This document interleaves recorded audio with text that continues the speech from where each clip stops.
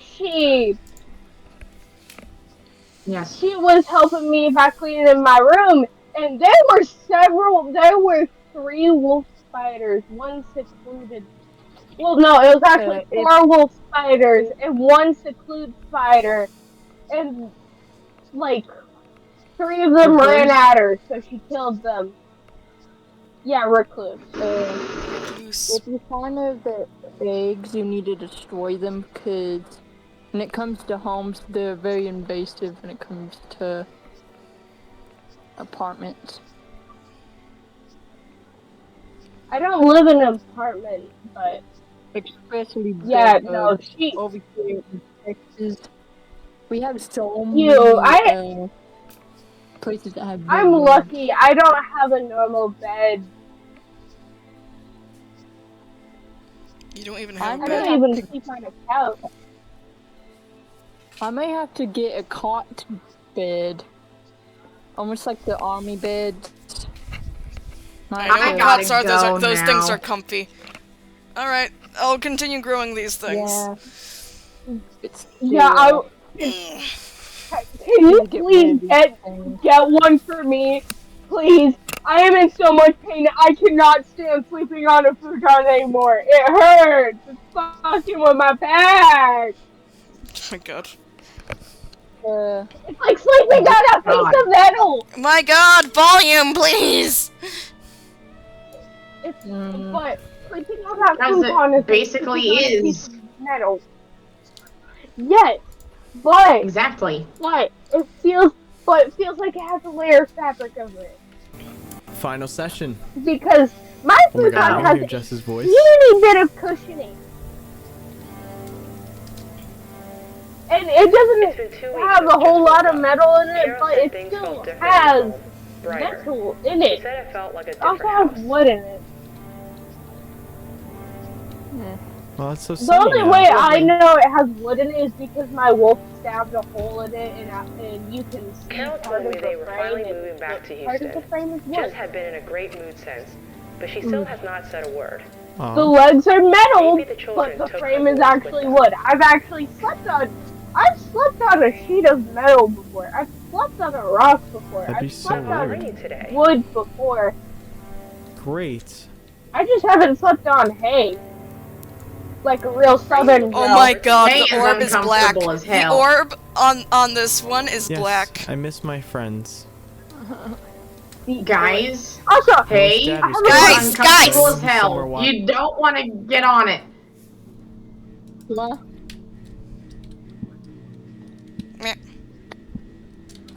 What? I'm gonna stop recording and then I'll start recording later. I'm gonna disconnect and do my thing, I guess. Yep. Because I don't think I'm gonna be able to talk to you guys in the car or whatever. So, bye bye. I doubt she'll let you. Yeah. My mom's an asshole sometimes. Yeah. Alright, Zeke. We'll see them later. like I'm so tired. a few times when I was in the art chat last, someone was talking about a core. I don't know what those things are, and I don't even know if I have one. With certain entities, cores are basically hearts. Yeah. Do I have one? I don't know. What are you? I could be forgetting. Aren't you a skeleton? I don't think you have. You have Technically made of pure yeah, chaos the magic. There's too many people I'm talking at once. not an actual monster. Like in Undertale, I would not have a monster soul. I would most likely be more soulless than anything, as I am made from exactly have literal chaos. Yeah, you are puppeted. I'm going to say it oddly. Kind of puppeteered by magic and chaos. Kind of. I'm basically the embodiment of chaos. Yes. That is what you can call me. The embodiment of chaos. I don't like you. For a galaxy's core, space basically used by 3, aka 2 people. Lila, aka Light, and someone has to be the new Dark Knight, so Orpheus was the old Dark Knight. When the core broke in half for any uneven amount, when it's uneven, they fight over which one gets the bigger piece, which one gets smaller. But when it comes to even, they share half, and each one of them has a body.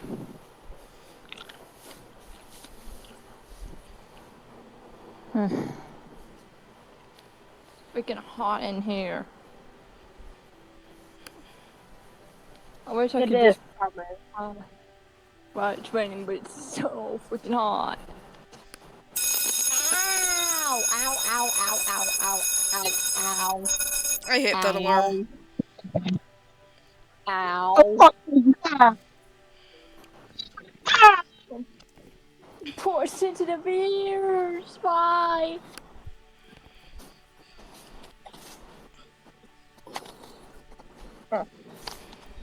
Oh. I hate overheating. So freaking hot today.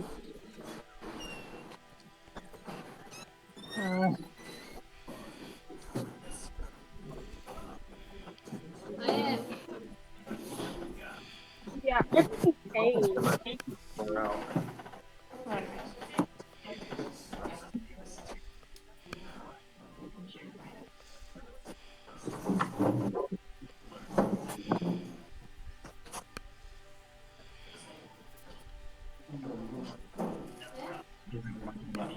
Yeah, sure.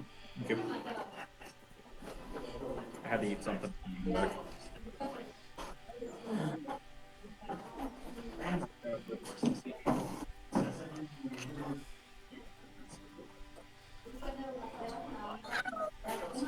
Come on.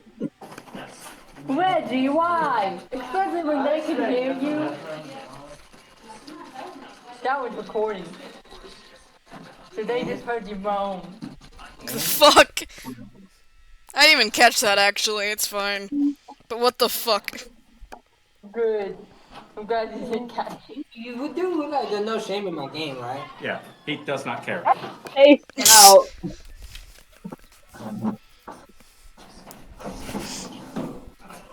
Yeah, but you already know I don't care about it. Yeah, I know you don't. I do all the time. I've been talking for like 2 years. I know how you go. I do all the time, do I? I do it. I'm gonna go back and grab that. I gotta go. Oh yeah, Kevin, will you please surprised if I say that I do it on I'm surprised I'm just not hearing about it. Oh, and this thing has stamina regen, so not only is it a bewitched, but it also has stamina regen. Increasing the price of this thing. Wonderful. Menu time! I'm going to be selling a lot of these. Oh boy.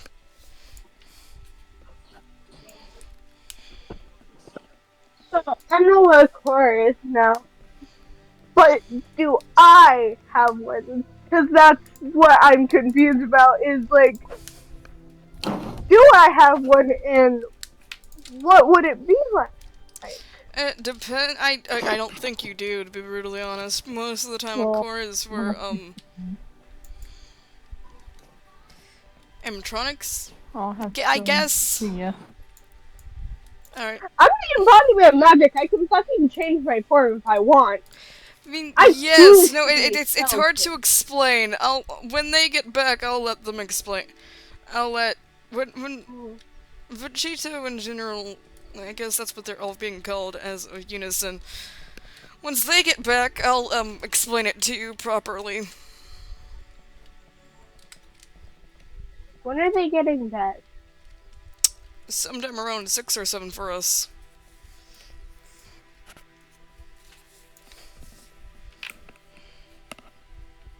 I won't go to your house. Don't know how I'll help you, sorry. Oh yeah, did I ever tell you? Go Family Link Google removed me from my mom's family link because I'm 13,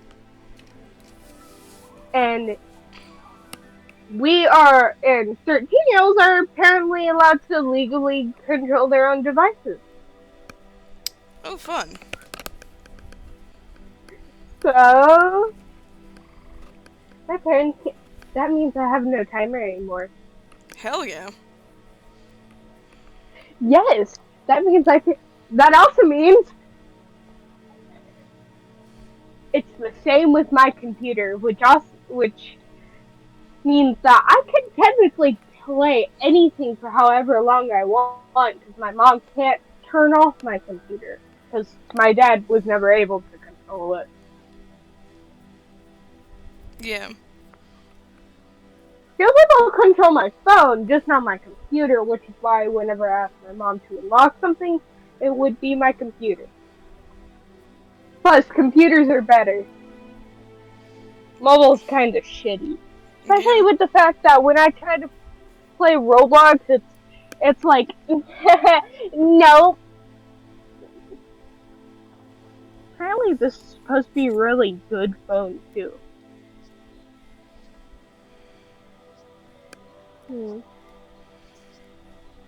Also, my mom has several PlayStation controllers. Yeah. My mom has several spare ones. But that's all because of Jason, who gives her his spare ones. And she also has her own PlayStation 4 So are you now. trying to say that you can technically play VR chat with a controller? Maybe. I just need a computer cord. Yes, you do. Yes. But the one but the ones they wanted to get me, which would replace the old ones, was over $100. So it was actually $120 to be specific. Mm-hmm. All I need is a charger. I don't need one that you can switch the charging chart to fit into a different port. Mm-hmm. The one I need is just square-ish and has yellow at the end. That is all. Like,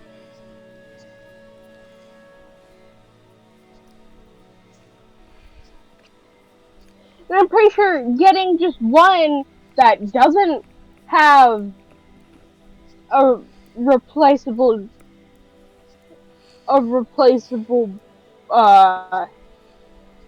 whatever that thingamajig is called that goes into your computer. Charger port? No, the charger port is that goes into the charging port because the charging port is what it goes into.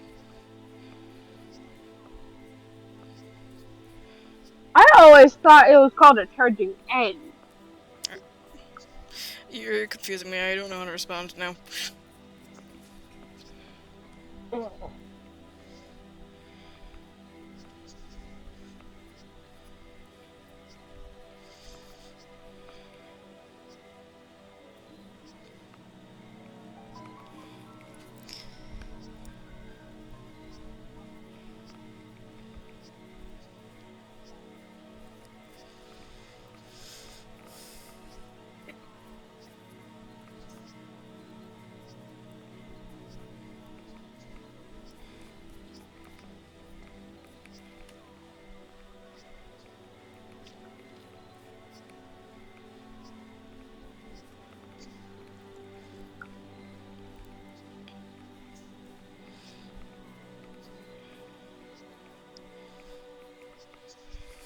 I'm bored.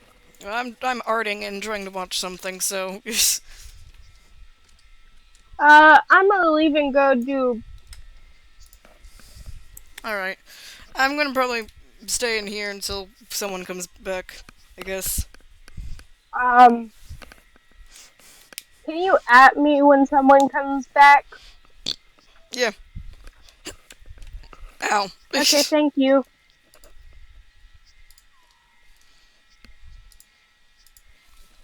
Watching over us. I'm sure he is, Jess. Your mom said you still aren't speaking.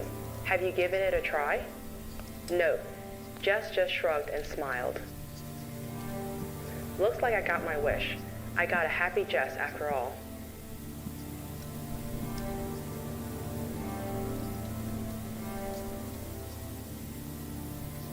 Have you seen Maya or the others? I got my wish too. Aw. That they were going back to Houston and the kids were set free.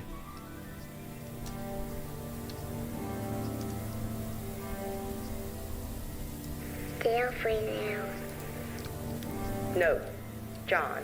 Her little voice was the sweetest sound I've ever heard. We spent the rest of the session playing old board games.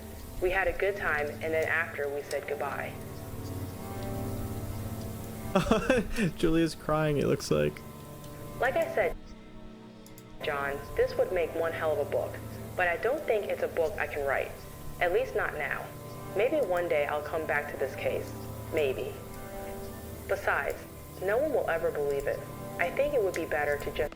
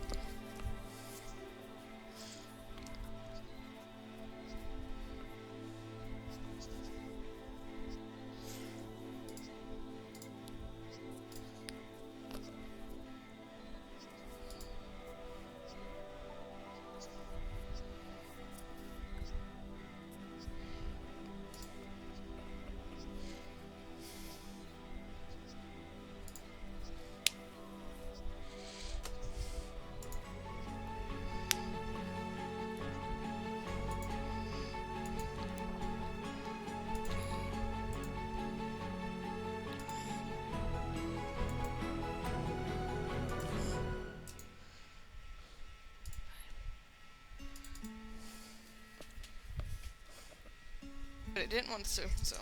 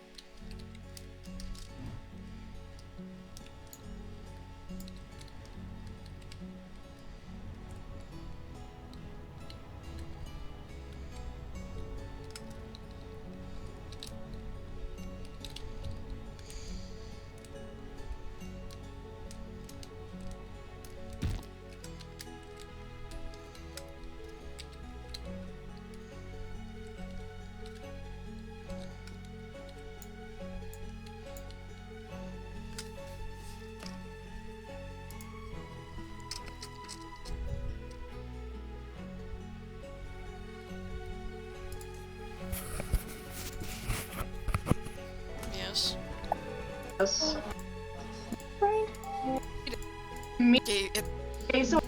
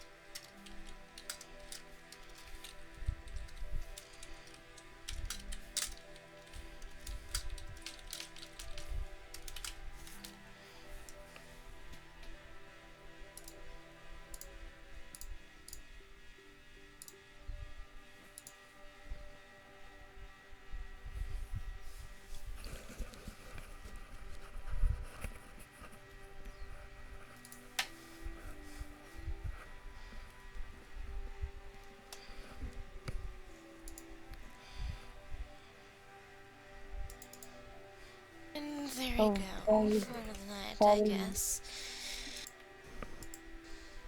and a little. Only way to satisfy that it's next on me. It's been 10 years. It's been 10 years Oh. since I've looked at these tapes. I thought about destroying them, but that doesn't feel right. I followed up on Carol, Dean, and Jess. Carol has a job in some accounting firm. She never remarried. Dean went to college. He's studying finance. Jess seems to be happy. She's about to graduate and move to New York for college. Carol says she doesn't remember Maya or the ghost children. Neither her or Dean ever bring it up. And maybe neither should I.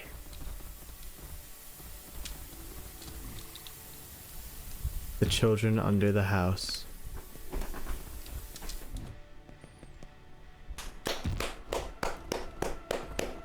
Amazing. Amazing as always. Another great piece of work by Vintage 8. Truly, truly amazing. That was really an analog horror movie. An hour and 20 minutes of analog horror that kept me invested in the story. I had to see it through all the way to the end there. And I'm very happy that we got a good ending. That makes me very, very happy. The kids were set free. The evil people died. I think the only sad thing about the ending is that the dad died at some point and sadly can't go on with them. The dad was kind of just, you know, he didn't even do anything wrong. He was kind of just a victim to this whole situation, which sucked.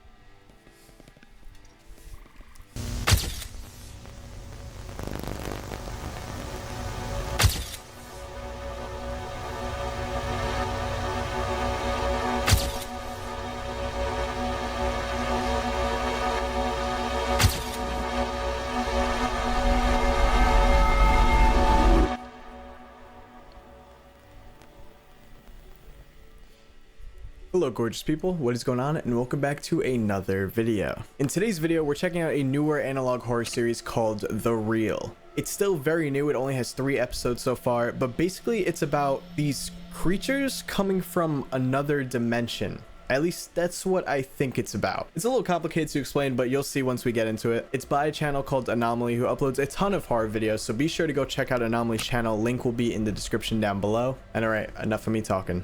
Let's jump right in. Video 1. Intruder.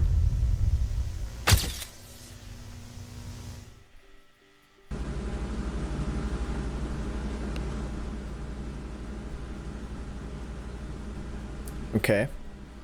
Got some security cameras going on.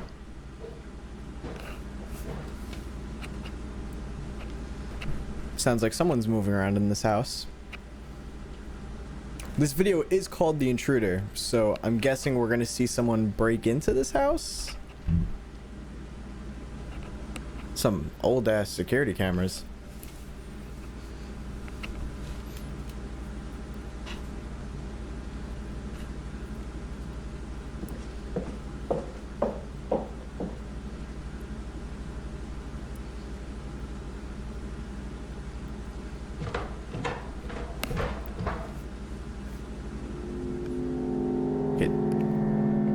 Didn't see anything, but heard someone walking around for sure. Okay, hold up. I gotta pause because I know that I'm not gonna be able to read this in time. Warning, this is a national alert. All citizens are required to remain vigilant due to the escape of an extremely dangerous entity.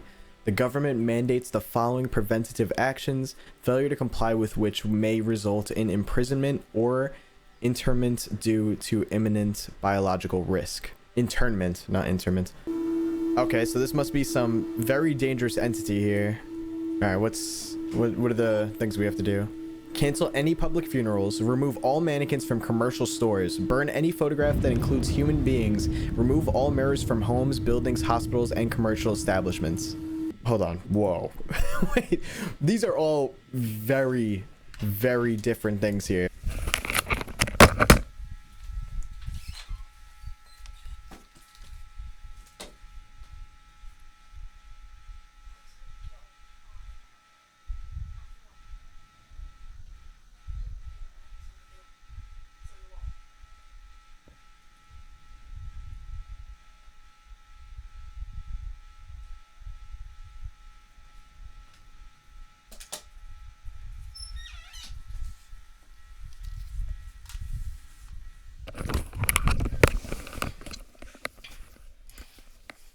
Cancel any public funerals, remove all mannequins from commercial stores. Okay, the only two things I could put together with that is that they're both human shaped, whether it be dead bodies at a funeral or a mannequin. So maybe whatever it is can possess bodies? I don't know. That's me really throwing it out there. Burn any photograph that includes human beings. That's really confusing. What could an entity even do with that? And then remove all mirrors from everywhere.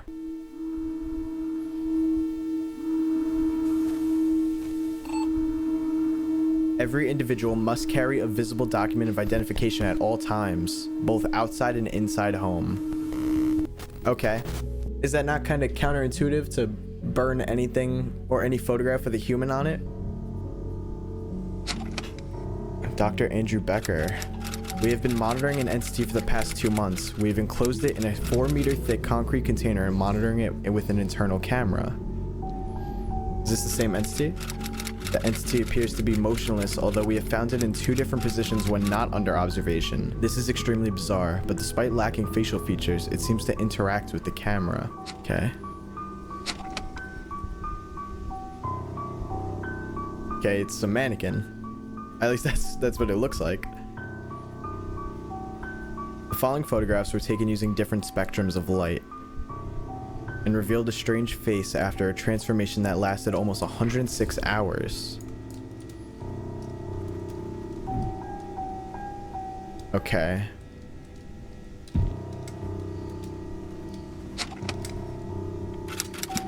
The entity remains always silent. However, some laboratory workers reported feeling that the figure spoke directly to them through the screens. HR and SD, the 2 permanent camera monitors, had to be hospitalized in critical condition after 3 weeks. A strange infection and enormous tumors rapidly spread across their faces.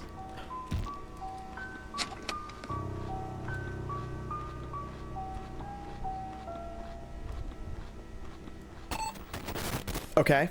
So I see why they don't want mannequins, because that thing looks exactly like a mannequin. It does look like that over time it becomes more human, at least like it said, gaining the facial features. And they do have it in a secure location, it sounds like. It's in, like they said, in a concrete box, basically underground. but it seems like you're still screwed. Even by looking at it through a camera from a monitor, workers grew tumors on their face? That is insane.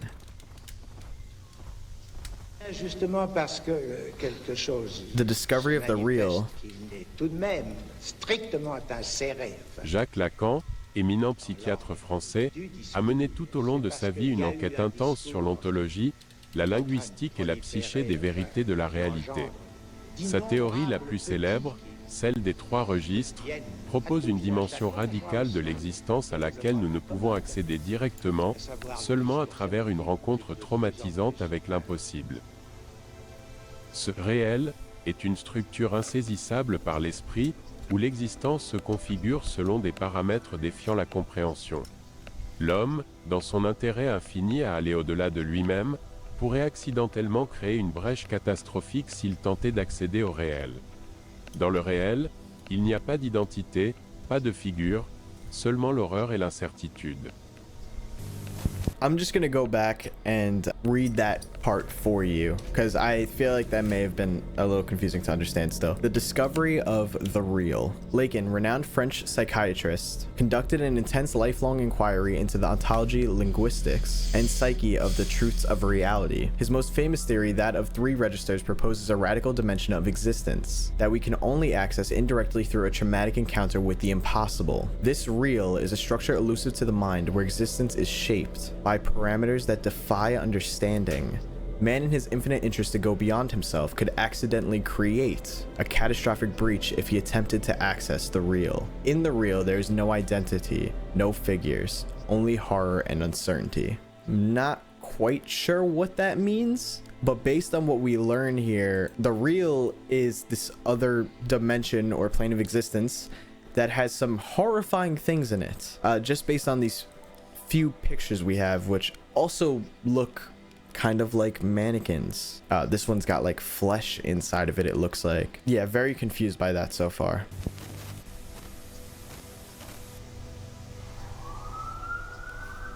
Okay, we're back to the security.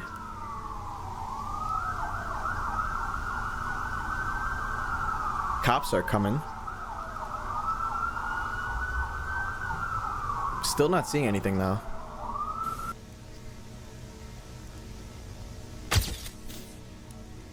Oh, we're getting photographs of the house now.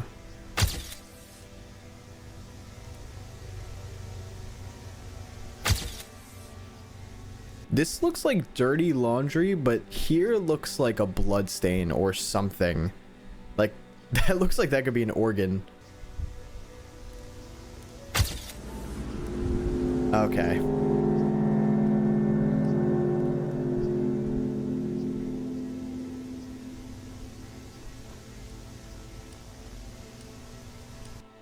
Alright, and that's where the first video ends. So I guess the mannequin is the intruder. So either that happens before they captured the mannequin, or the mannequin escaped from its little concrete box that it was in. Hopefully that was taken before they captured it, because this thing is really dangerous just looking at it. I can't imagine what happens if it touches you. That also means, is that what that sound was at the beginning? Was that the mannequin walking around? I always think mannequins are terrifying in horror games, especially when it's like you turn around and then when you turn back they're in a different position. I always thought that was like creepy. So the fact that there's a mannequin breaking into people's houses and I guess possibly killing them is even more disturbing. And obviously this thing seems to have come from this dimension of reality that they're calling the real. But the question is that the only entity that comes from the real, or is this just one of many? This next video is called Research, so I think we'll find out more right now. Video 2. Research.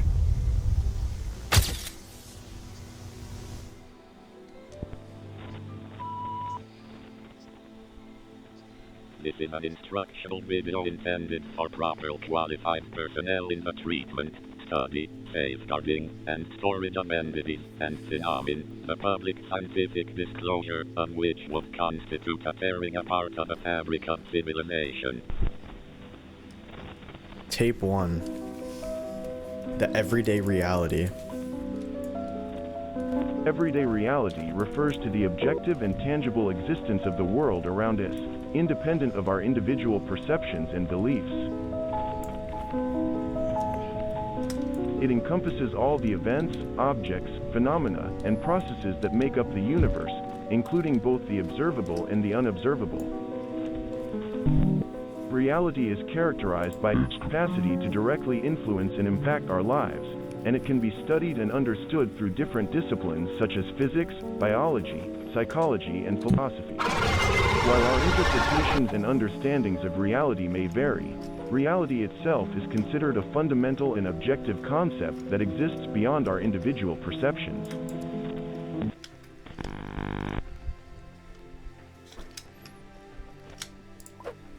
Honestly, not sure what to think of that. Oh, more about Lacan. Dans la théorie de Jacques Lacan, le concept du réel ne se réfère pas simplement au physique ou au matériel, mais plutôt à une dimension de l'expérience qui est fondamentalement inaccessible et perturbante. Il ne peut être pleinement capturé par le langage ou les représentations mentales que nous construisons pour donner un sens au monde. Pour l'auteur français, la réalité quotidienne est médiatisée par le langage et les symboles que nous utilisons pour la représenter.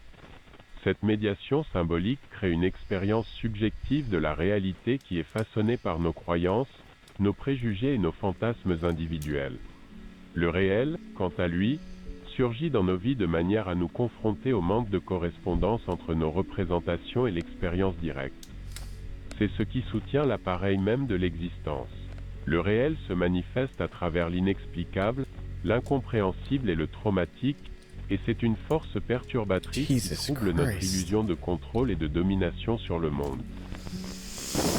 Again, I'm going to go back and just read that to you, so maybe it's a little bit easier to understand. In Lacan's theory, the concept of the real does not simply refer to the physical or material, rather a dimension of experience that is fundamentally inaccessible and disturbing. It cannot be fully captured by language or the mental representations we construct to make sense of the world. For the French author, everyday reality is mediated by language and symbols that we use to represent it. This symbolic mediation creates a subjective experience of reality that is shaped by our beliefs, prejudices, and individual fantasies. The real, on the other hand, intrudes into our lives in ways that confront us with the lack of correspondence between our representations and direct experience. It is that which sustains the apparatus of existence itself. The real manifests itself through the inexplicable, the incomprehensible, and the traumatic.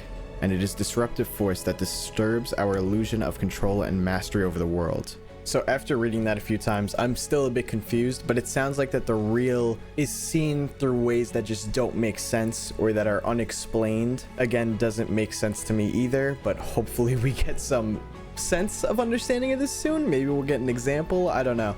But definitely, oh god, that's confusing. Tape number 3. What then exists in the real? Okay.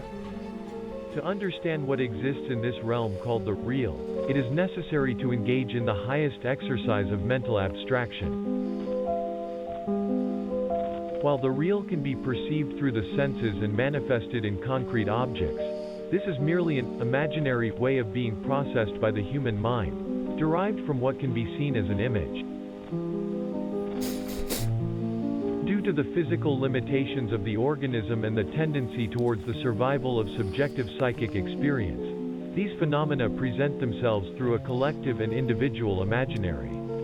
These supposed entities fracture existence and create an unassimilable gap after traumatic experiences or failures in the known reality. Warning: phenomena of the real may be collectively perceived as everyday objects. However, despite certain reports, although many people may see the exact same thing, certain digital devices would interpret them differently, and some individuals would apprehend them with forms and characteristics that differ from those commonly described. I'm starting to get it now, I think. This is a photograph of a wooden cube, and that's what it looks like. But then also, this is a drawing that a child made of that same cube. So the child sees it differently than the camera can. So like they were showing before, like, these pigeons to the human eye look like pigeons, but they can actually be something from the real that is just not fully visible by certain human eyes. I feel like the best way that I could explain it is imagine an alternate from the Mandela catalog, but it fully disguises itself as a human. Pretty much identical, but it's still an alternate. You just don't know. I think that is the threat here. And that these things from the real can still harm you, but they look exactly like normal everyday objects, which honestly, based on what I'm hearing, that sounds almost impossible to fight against. But let's learn a little more. Maybe we'll learn something that we didn't know. Personnel are advised to carry a unique identification document at all times, mandatory. The real could even be interpreted by the mind in the form of a friend, a child, or any other person. Although the identification card is not foolproof, it has reported an effectiveness of 28% compared to other methods that have failed outright. It appears that the real primarily manifests in the human mind through organic entities. Rarely have experiences with inanimate objects been reported. However, the latter have exhibited the most volatile, dangerous, and risky characteristics for maintaining the stability of reality. So basically the whole identification card thing is to possibly avoid running into the real disguised as humans. Because like they show here, some people can see this girl like this, but some people also see her like this. I don't know, that's still confusing to me. Some people can see it, some people can't. I wonder what makes you have the ability to see the real and to not see it. Maybe that's what they meant by you can see it through traumatic events and things like that. Like maybe if you've been through enough trauma, you can see things from the real. Let's continue learning. Tape number 4. The real testing. This is a test that should only be undergone by authorized personnel. Possession of this material outside scientific military supervision risks federal prosecution. Alright, so technically we shouldn't be watching this. Next, practice personnel will be shown a photograph of an entity phenomenon, which has been concluded with 89% certainty to be real. The following image was captured after a fire and explosion at plastic factory in Ohio in 1978, where 14 people were fatally injured, and 10 others suffered irreversible lifelong consequences. Personnel are advised to observe the material under the following mandatory conditions. Failure to comply will result in capture and permanent quarantine at the study center facilities. Close doors and windows. Done. Do not observe it between 5 p.m. and 11 p.m. A 70% occurrence of unpredictable effects has been reported during this time range. Do not be in the... Alright, I already messed up that part because I'm watching this between those 2 times. company of another human as the real could take the form of your counterpart and transform them into a doppelganger. If you have been diagnosed with a psychotic disorder such as schizophrenia, schizophreniform disorder, major depression, or entire personality disorder. Huh. The probability of experiencing panic crisis or impairment has been other mental disorders. So, what do the idea of people notice? A personality disorder. The probability of experiencing a panic crisis or paranoid crisis has been reported at 45% compared to other mental disorders. Interesting. If you cannot see anything, do not take your eyes off the image. The real could be in your visual apparatus, affecting an object or physical phenomenon in your surroundings. When the image is removed, close your eyes for 40 seconds.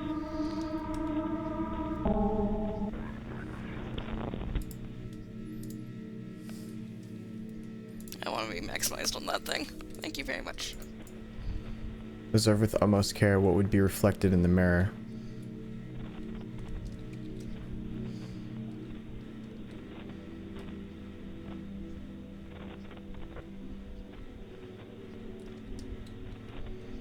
Okay. I can't really tell what I'm looking at in the mirror here.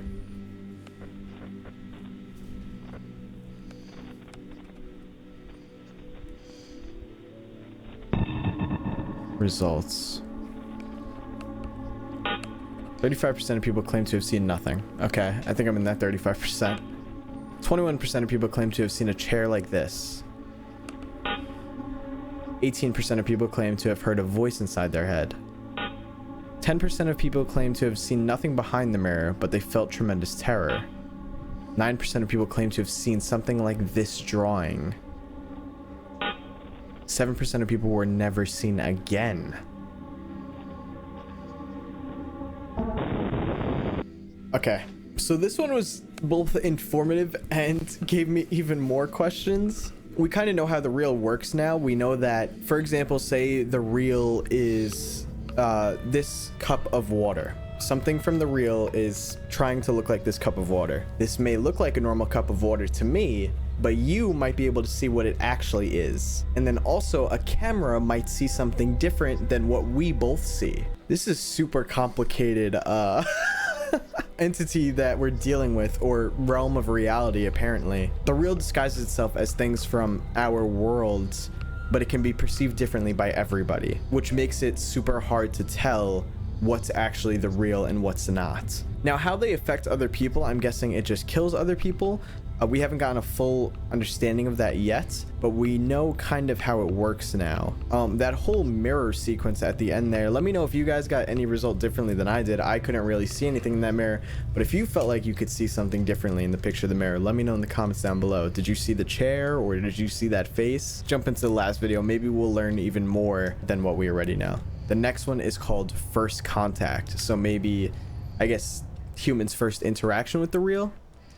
Video 3. First Contact.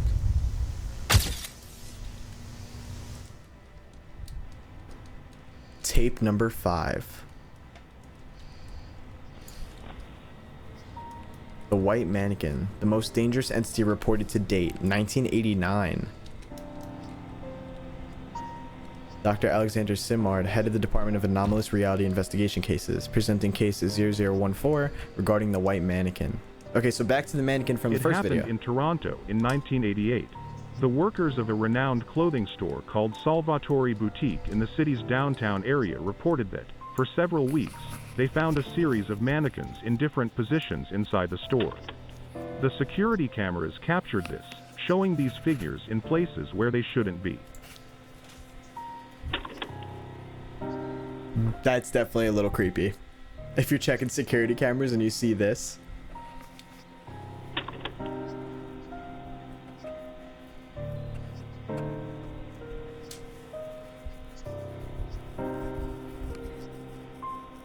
A few weeks after these curious occurrences, the death of 3 individuals was reported. 2 female employees of the clothing store and a passerby. This all happened on the night of June 10th. The footage of their deaths was captured by internal and external security cameras. Apparently, a figure with strange arms suddenly emerged from some of the store's mannequins and attacked the 2 women inside. Whoa. A man who happened to be passing by also suffered a fatal fate. The police prohibited the disclosure of the audiovisual material. That's unlucky, just walking by a store later, after and that an apparent happens. calm in the activity of the mannequins, this image forced the permanent closure of the clothing store. Okay. Half a year later, the American Security Department requested the intervention of the Canadian government for the study of these mannequins. The team from the Department of Anomalous Reality Investigation Cases selected 2 of their top doctors to initiate the study of these strange creatures. They were kept in a laboratory 1 kilometer deep, in a specially contained room for observation purposes for several days. Which we learned about. The examination of this mannequin revealed a series of issues, as despite the images showing the presence of muscular material inside it, as well as relatively human-like nervous tissue. Some members of the medical team were emphatic in stating that they never saw what the images recorded. They claimed to have only examined an ordinary mannequin made of wood and metal, which they disassembled and found nothing unusual. Okay, so this is a solid example of what they were talking about before, about how, again, to the human eye, you can't see it, but cameras or other people may be able to see these things. So to these scientists here in this photo, they were just looking at a normal mannequin, examining it. But meanwhile, in the pictures, you clearly see that it has its own flesh, muscular tissue. It has these root things on it, it looks like. So it's very clearly alive, but not to all human eyes.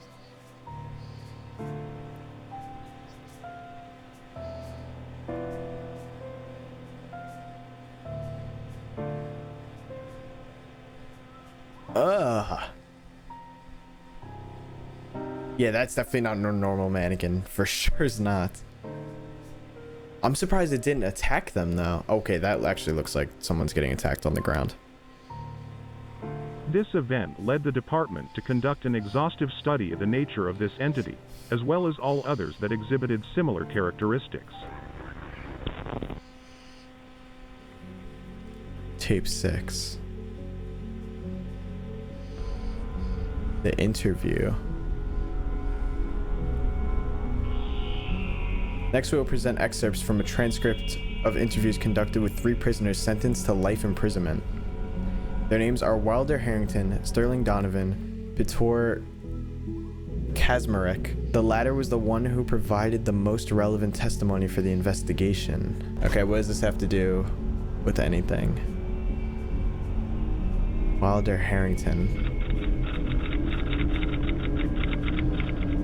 I don't know, man, I've told you like 3-4 times already. I saw that damn thing move on the table during lunchtime.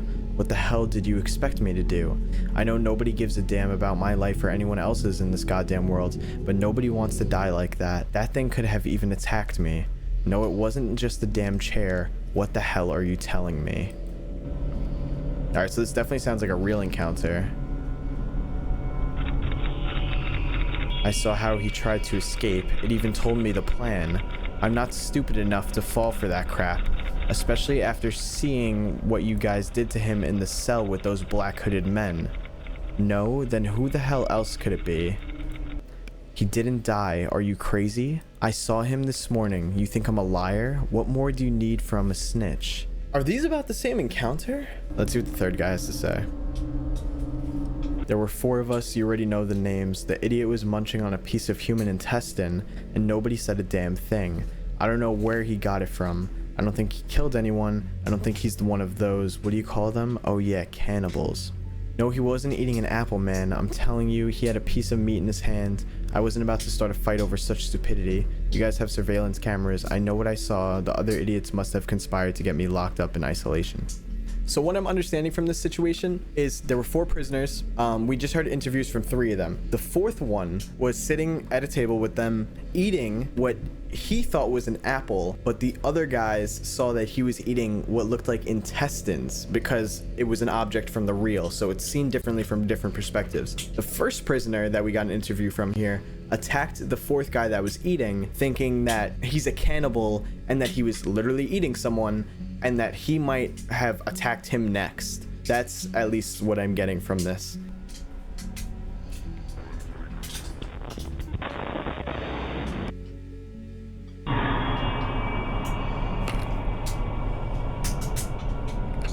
Another mannequin.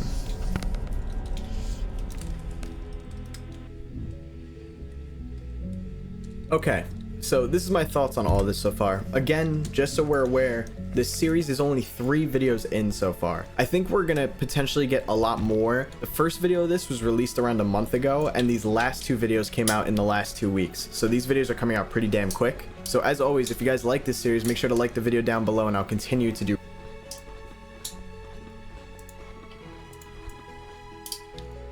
Breaking news.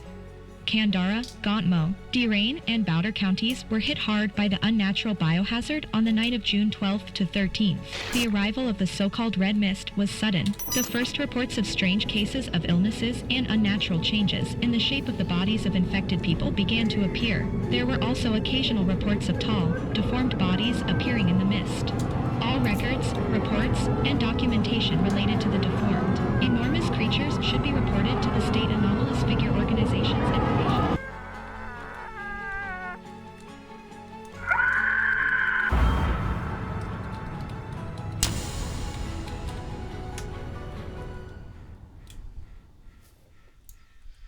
Hello beautiful people, what is going on, and welcome back to another video. Today's video, we cover a very complex and scary analog horror series called White Door Opened.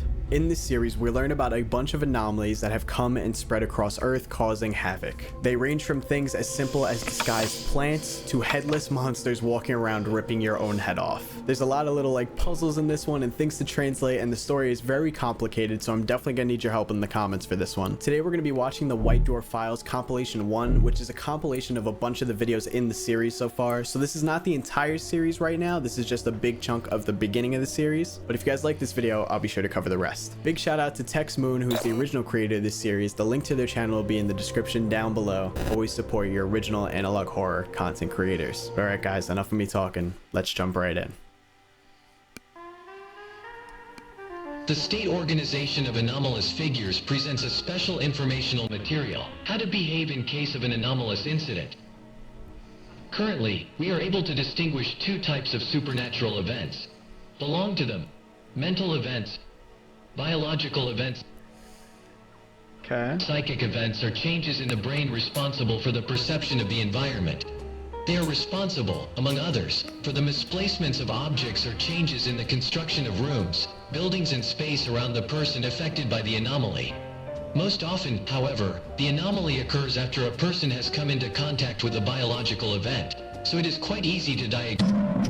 Biological events are unnaturally occurring plants, creatures or humanoid figures seemingly resembling shapes familiar to humans, focusing the attention of a potential victim. Any contact with the above-mentioned facilities should be reported to the emergency number. Reporting the incident in detail is still possible. Any attempt to make physical contact with the anomaly is not allowed. Gotcha. Among the observed anomalous figures, we distinguish 5 forms: traces, headless, Nephilim, copyman, stretch. Nice, they all sound great. Traces, an anomaly appearing in the form of plants such as tall grass, bushes, or vines. While the shape imitates the appearance of real plants, they are distinguished from the rest of the environment by almost complete black color and the lack of any shadow. Although the anomaly is extremely rare, physical contact with it is usually accompanied by the symptoms of a psychic event. These symptoms disappear after at least 6 days. In extreme cases, they lead to... I'm guessing that's death? Headless, appear mostly as humanoid beings, although often deformed, having no head. Despite this, they seem to be perfectly oriented in the field. The moment a potential victim spots an anomalous entity and gets close enough, it immediately rushes towards it. An encounter with this creature almost always ends with the head detaching from the rest of the body, which the anomaly takes with it. So far, only 12 dead bodies without heads have been found. Great. Nephilim, huge, usually 4-legged, bony creatures with gray-colored skin. They have not been observed to have organs such as eyes, ears, or nose. However, they have an extremely well-hidden mouth in the head-like part of their body. It is not uncommon for long, sharp, bone-like elements to protrude from the anomalous entity's body. However, they do not seem to hinder the movement of anomalies. When a potential victim comes within range of the anomaly, usually within 100 to 300 meters, it begins to emit a long, rumbling sound. Once the victim is at least 20 meters from the anomaly, they begin to experience the symptoms of a psychic event. Shortly thereafter, the anomaly rushes towards the victim, then, during a deafening throws. So far, 4 anomalous creatures of this type have been recorded. Okay. Copyman is an anomaly appearing in the form of a human. The original appearance of the anomaly is unknown, due to the fact that it uses dead human bodies to move. Over time, the anomalous entity begins to affect human tissues, causing them to expand or tear, which consequently shows only a small part of its true appearance. One such feature is white skin with visible muscles. The anomaly can move at tremendous speed, but mostly lies in place, awaiting a potential victim. As a result of an incident on 08-1993, it was proven that the entity is able to communicate with humans, most often by imitating their voice. A type of biological anomaly that is transmitted by touch and by droplets, interfering with the structure of the human body. Contact with the anomaly initially results in dizziness or loss of consciousness. A few hours after the return of consciousness, changes occur in the skeletal system, quickly lengthening its elements, which after a while break through human skin, muscles, and some internal organs. This painful process always ends with the death of a person within a week of his encounter with the anomalous entity. As the bones grow, a red, viscous liquid begins to ooze from the damaged tissues, which dissipates in the form of smoke about an hour after leaving the body. Incidents involving this type of anomaly are usually accompanied by a previous visit to the place where the same red liquid was found along with the dead body. As a result of the stretch anomaly incident on June 12, 1993, 146 people died, while only 5 people were successfully isolated and transported to the facility for further observation. Now we can answer the right question, how to behave in the case of an anomalous incident. First, look around. Find out what type of anomaly you are dealing with. If the anomaly is in sight, stay calm. Okay. Carefully move away from the anomaly, making sure it's not heading in your direction. Find shelter. Stay away from the white door. Follow the shadow, it will keep you safe. Above all, don't run.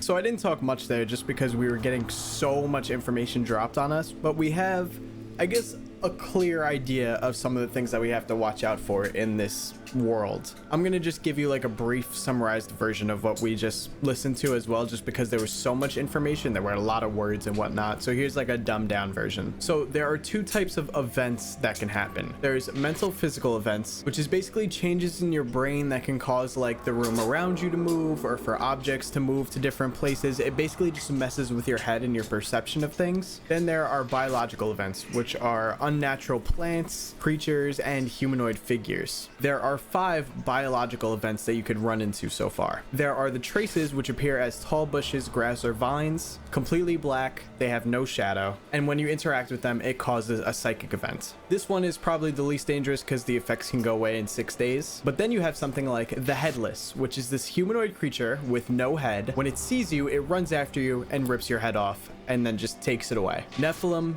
big, 4-legged, gray, bony, has a hidden mouth. It makes a rumbling sound when you're within 300 meters of it, and it hits you with a psychic event when you're in 20 meters of it, and it rushes you and kills you. At least we guess that it kills you because there was a lot of like redacted statements. Then there's the Copy Man, which is kind of like, I feel like in most analog horrors, there's like a, you know, something that mimics humans. This one's a bit different because it seems to find a dead body, go inside of it, and then use it as like a host to move around and stuff. It can mimic human voices and move extremely fast. And sometimes the only way you could tell that it's a Copy Man is because eventually it stretches human tissue, showing visible muscle and white skin. And then there's the Stretch, which almost seems to be like a disease type of anomaly, which spreads through touch or droplets, results in dizziness and then loss of consciousness, and then it basically causes your bones to grow out of your body, which destroys your internal organs, your muscles, basically kills you. They also showed the date 1993, so I'm guessing that's when this takes place around at the moment. But they also say like there's only 4 Nephilims that they found, and there's only been 12 victims of a Headless, so these things must not be super common, which is good for now. But the real concerning part is how to behave when you see one. Pretty basic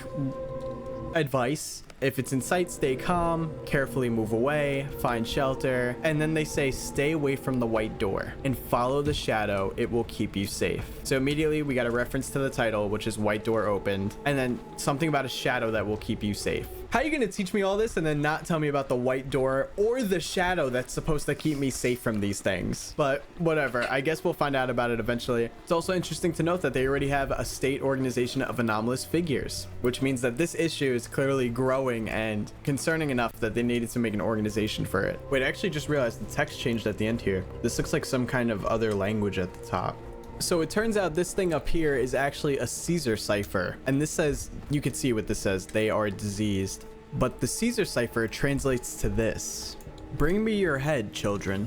I can only guess that's got to be a message from the Headless, I'm sure, right? It has to be. But all right, a Caesar cipher within the first 5 minutes and 30 seconds is kind of wild. So this is, I can already guess this is going to be a journey here. All right, let's jump into the next file. Cassette N2PL. The film recorded an anomalous entity, the Nephilim, located in the area of an old, closed quarry in Poland. During the operation aimed at finding the anomaly and getting rid of the threat, no human was hurt. In Poland, huh? Nice. An analog horror that doesn't take place in America right now.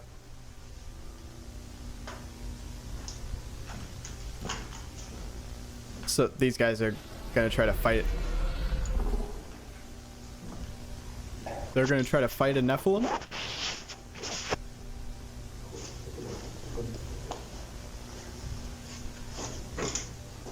Nice bag.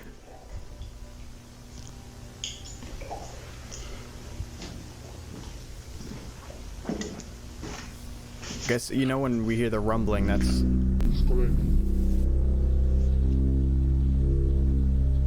Okay, so it's within 300 meters. Because we heard the rumbling. We know that that's a sign of them.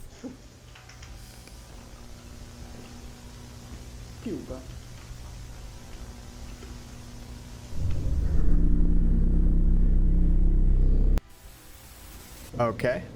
Oh.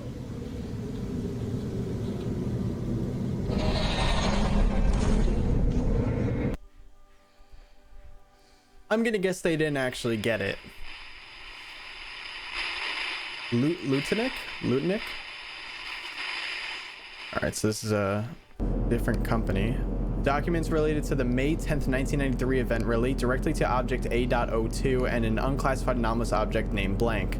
It is forbidden to copy this, distribute, or interfere in any way with the content of the files contained in the above-mentioned documentation. Okay, so this is the second time we've seen 1993, so a lot of these events have to be taking place in that year.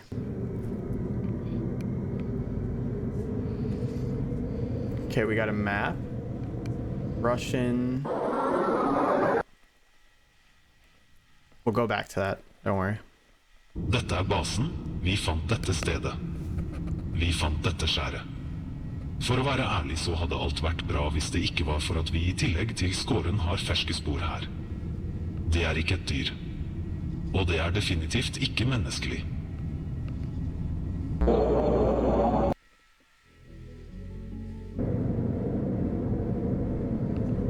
Report on actions taken by the Lutnik organization May 14th, 1993.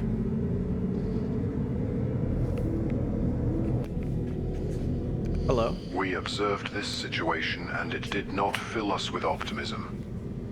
For example, because of the area that has been gradually degraded as a result of the crash of this something, they had no, and we have no idea what it is either.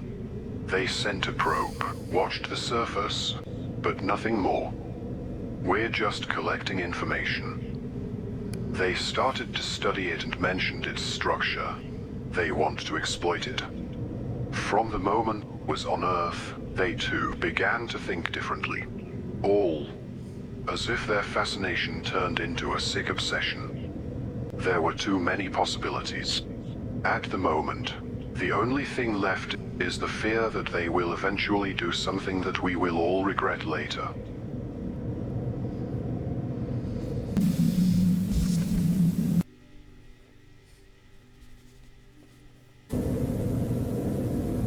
Telescope number 2, Lutnik Research Facility, moon footage, August 5th, 1993.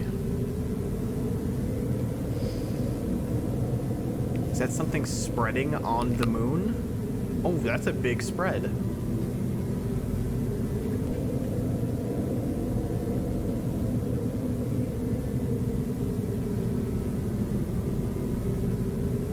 Okay, it stopped. And there is, do you see that there?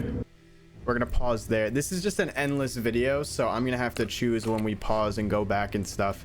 Let's go all the way back to this map here. We have this map. Apparently it's the path of Jeremy, it says here. Who or what the hell Jeremy is. This could be the name of some kind of anomaly. But you can see that there's like these red dots around too, or around the map. This may just be a giant map of anomalies, and then this is just the path of one of them right here. But it looks like it starts in Russia, It ends up in Poland at some point. I believe this is Poland if I'm correct. So this could be a Nephilim maybe, because we did learn that there was a Nephilim in Poland in the last clip. But it also says it comes from here. Like there's a lot of different paths here. But then it goes to Antarctica, it looks like, which actually has to do with this next point, which I'm now going to read in English to you guys. This is the base. We found this place. We found this shard. To be honest, everything would be fine if it wasn't for the fact that, in addition to the shard, we have fresh traces here. It's not an animal, and it's definitely not human.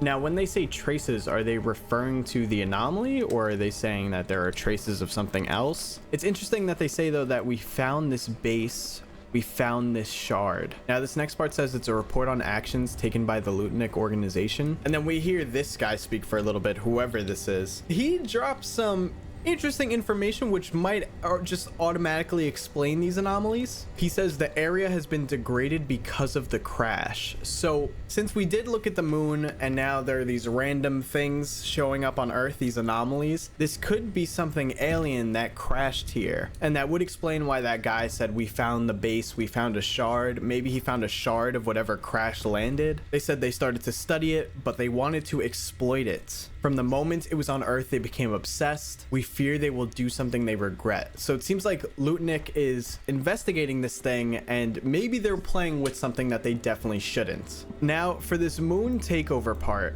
pay attention closely here. It takes over as much as it can, then it blurs out a little bit, and then this dot appears right here. Follow this dot on the screen. It's very small, but it starts to move away. Oh, and I didn't even notice that we got some hidden images there. Okay, this looks like maybe some kind of blurry street and then some kind of tower. What kind of towers are these? Is this like a satellite tower, a radio tower? What kind of tower is that? I'm not even sure. But it looks like we got some anomalies on Earth that are messing with humans, causing some human distress, and it might be the result of some kind of alien object crash landing on Earth. Let's keep watching. The collider was not prepared for this. Plans changed suddenly, but the tests went surprisingly well. The new shards also provided a lot of new information. However, I am concerned about the way tests involving animals, not to mention humans, are conducted. At first everything was fine, but after a while their transformations began. Animals did not experience it as well as humans. After a few minutes they simply died. But those, they changed. They are not the same. They have lost consciousness and their former body. No, they are something more than humans.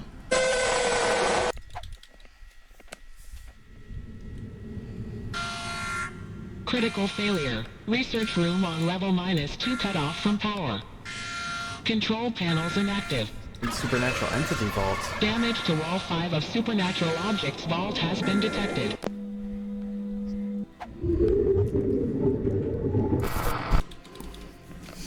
Anomalous object containment block 3 wall 4 June 10th 1993.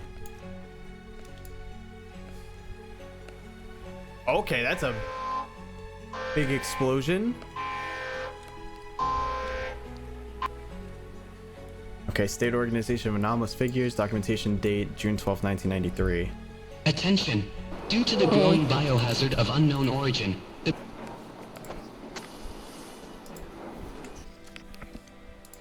Hello.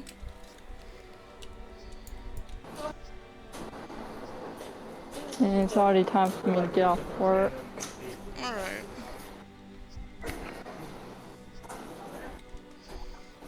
I've grew 3 creatures. I need to grow 6 more.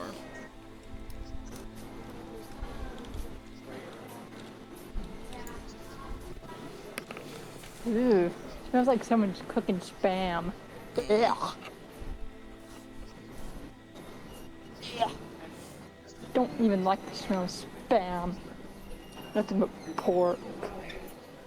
Other extra parts of meat. Yeah.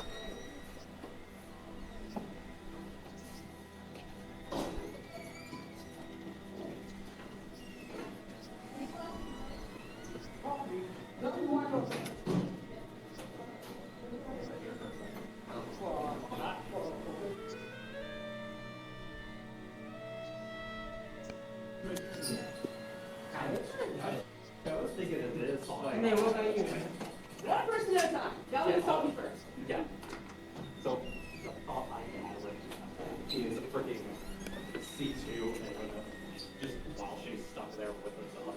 Here you go.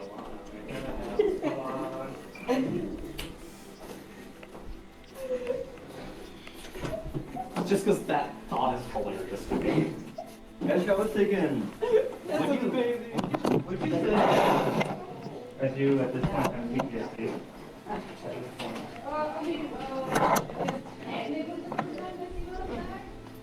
Yeah, but I'm pretty sure having a reclining like that thing is gone with it. I almost hit the chicken in with a finger. Yes. I was thinking, as the passion fruit, if you have PTSD, every single character he sees, he got like that at him.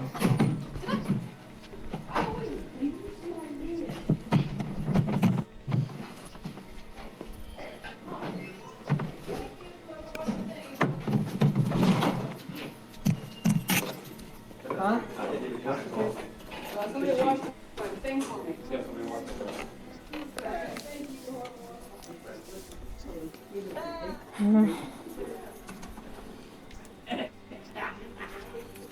Stab here. Nope, don't see his truck.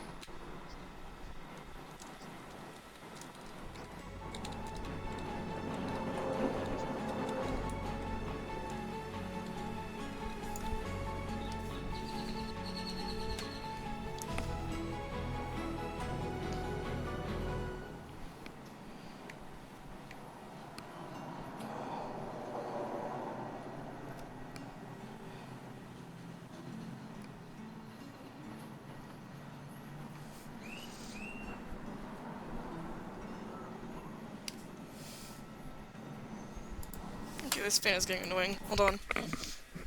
People are asked to stay at home, close doors and windows. If possible, take shelter in an attic, on a roof or in a place 5 to 10 meters above the ground. In case of close contact with Category 4 hazardous biological waste, immediately isolate the infected person and report the Talking to my fan.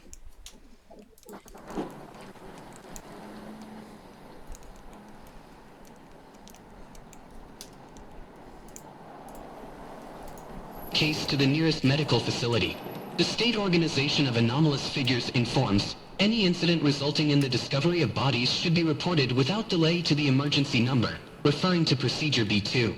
First of all, you should stay calm. Stay calm. How do you expect me to stay calm in something like that? Breaking news. Kandara, Gauntmo, Dirain, and Bowder counties were hit hard by the unnatural biohazard on the night of June 12th to 13th. According to eyewitnesses, the arrival of the so-called red mist was sudden, 6 minutes after midnight. The first reports of strange cases of illnesses and unnatural changes in the shape of the bodies of infected people began to appear. There were also occasional reports of tall, deformed bodies appearing in the mist. All records, reports, and documentation related to the deformed, enormous creatures should be reported to the State Anomalous Figure Organization's information.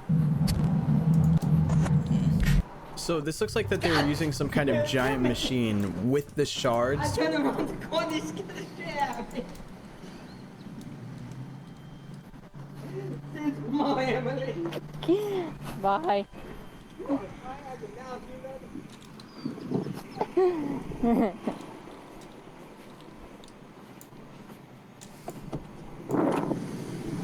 I jump scared Reggie. Wonderful.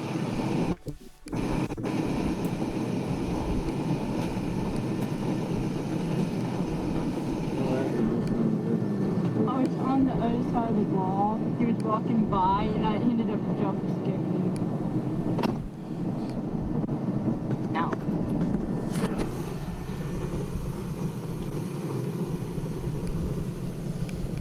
No air conditioner in the living room. The one I put in, the husband's kitchen. I thought that woman said that 220 fucking work. If it does, it would add one for an air conditioner. I told you to stop buzzing. Stop buzzing. Jeez. Buzzing fan.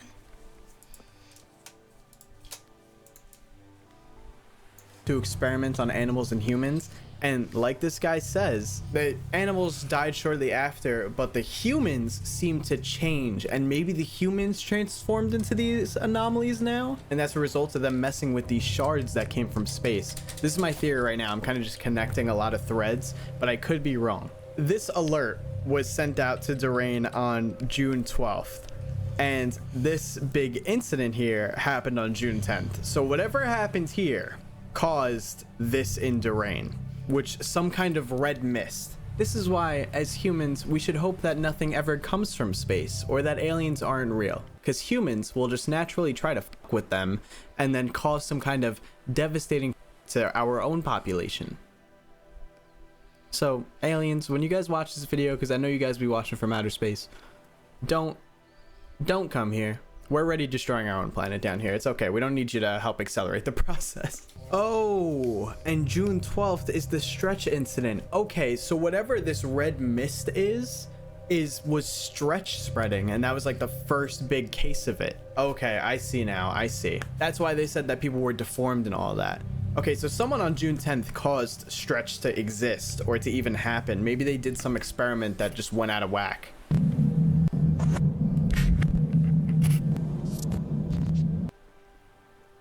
Hello. Are you tired from being the saddest and weirdest person on Earth? Yeah. Now you don't have to. This fantastic remedy has been recreated with the help of Lutanix's research facility. Thanks to the brilliant combination of liquid helium with a special type of psychedrin, you can feel much better today. This wonderful drug guarantees you happiness, pride, losing excess weight. The miracle drug. Remember to use it every day. Possible side effects include excessive weakening of the immune system. Great. Loss of consciousness. Okay. Bloody vomiting. Wonderful. Drying of the skin. Oof. Losing the ability to touch the ground. What? Feel lighter today. Literally. What is it?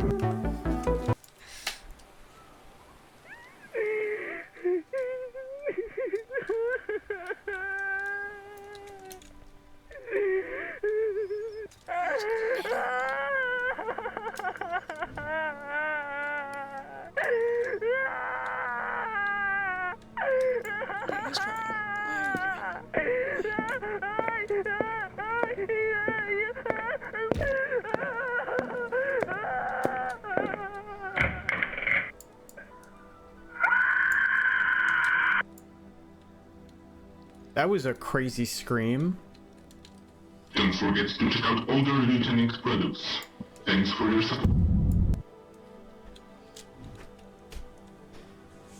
Yeah, I don't trust them at all. Not even in the slightest. So at first I thought maybe it was a drug with stretch in it because of the loss of consciousness, bloody vomiting. Like they said, red liquid comes out of you when you start getting stretch. But losing the ability to touch the ground and then literally showing like someone flying in the air is a little crazy. What I'm getting here is that the state organization of anomalous figures is kind of like the good guys here. I feel like they're kind of trying to understand these anomalies and protect people from them. But Lutanic seems to be the ones that are messing with it, experimenting on it, and causing a lot of problems. Like, what is this drug? What is the point of this drug? Obviously some kind of catch and some reason they want people to take it.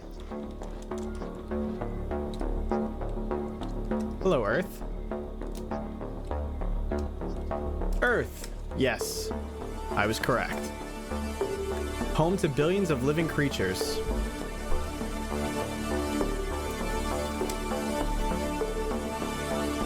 third planet in the solar system in terms of distance from the sun. In antiquity and the Middle Ages, it was considered the center of the universe. It is also the only known planet with life.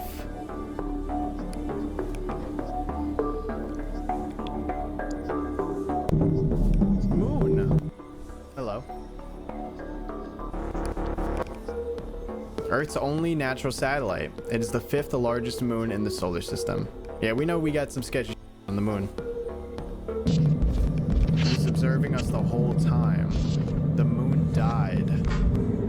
The white door has been opened.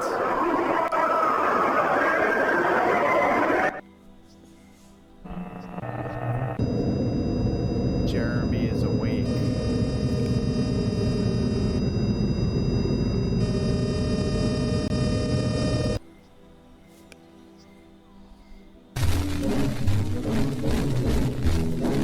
So, hold on, we got more planet stuff. Our universe is full of wonderful planets. It is so big that one day people started to wonder if there is any other life in space.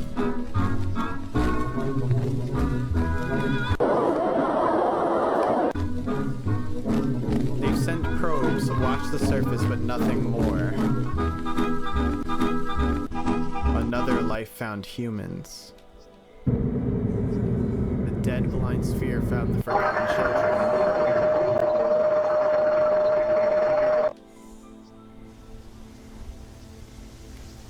Okay, I'm gonna be totally real with you. I don't know what any of that means. They did say the moon has died and it's watching us now. So is the current moon in this universe a false moon? Like it's not real and it's something else disguising itself as the moon. It says it is observing us the whole time. The moon died. We also finally get another reference to the white door, which is nice considering that we haven't gotten one since the first clip. And then we get some images here, which looks like the moon being, I don't know, sucked up by something. And then we get the moon again, but it looks like it's almost shining like the sun, which is really weird. There's a chance that there's some kind of alien race that may have just gotten rid of the moon and then replaced it with themselves to kind of watch over us or something. Again, I'm not really sure. We're only 15 minutes in and we've gotten a ridiculous amount of information on this stuff. And then of course we get Jeremy is awake. I don't know who or what Jeremy is, but I'm guessing it's some sort of like gigantic anomaly, or maybe the highest anomaly on the totem pole. Definitely something that we should be worrying about.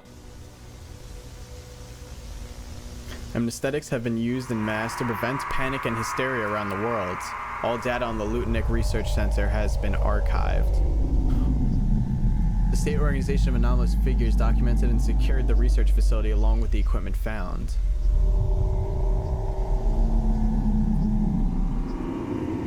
Benjamin Fisher, Project Shard supervisor responsible for the damage to the containment walls for anomalous objects, has been arrested on charges of conducting experiments resulting in human death. So this is the guy that was doing the shard experiments. His behavior did not seem normal. Since being arrested and transported for questioning, he has not spoken a single word. That is definitely because he's a copy man. If you remember from earlier, this is the exact same photo that they used for the copy man. But interesting that they said anesthetics have been used in mass to prevent panic and hysteria around the world. So maybe that's why Lutnick was releasing that drug. It was to try to prevent panic and hysteria by basically giving everybody a happy drug. Obviously though, it had insane side effects. Guantmo and Durain counties have been decontaminated. Okay, so that's... You know, I was about to say that's good. I was so close to saying, wow, they did something right. But this looks like a town burning down. Is that what they mean by decontaminated? They just completely wiped the place off the map? God, the government's never good in these analog horror series either. August 20th, 2003. Candara National Park. A person named Tyler Hudson was walking in the national park. He was reported missing in the afternoon. The next day, in the morning, his torn body was found. A mobile phone was found next to him, along with recordings made on the same day. Let me see him, let me see him.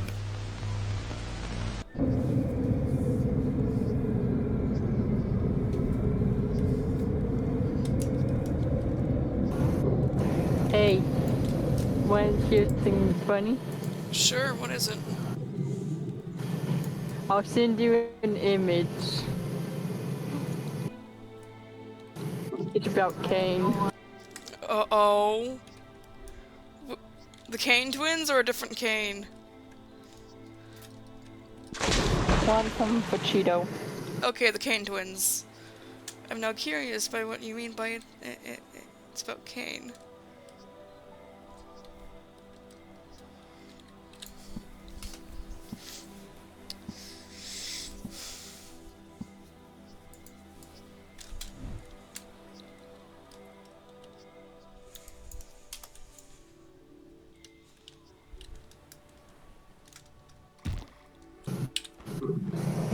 Just look. Where is it? Is it in the chat or? Okay, I see it now.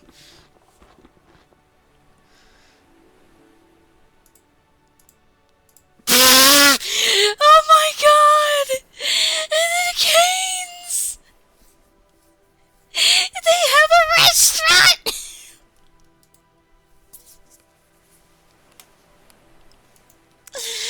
Oh my god, they have a restaurant named after them now.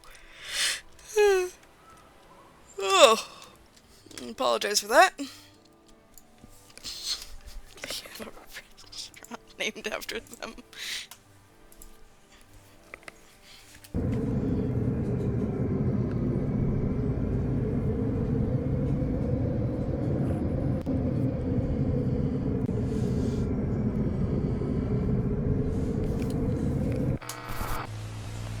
Didn't really show me much. Between August 22nd and August 25th, 5 people were reported missing in the national park. Only 1 dead body has been found so far.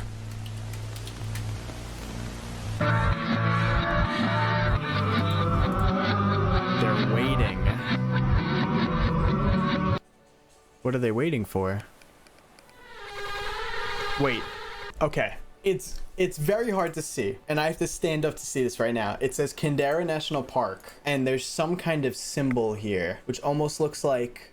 I don't even know, but I'll try it in editing to try to, like, ramp up the brightness so you could see it.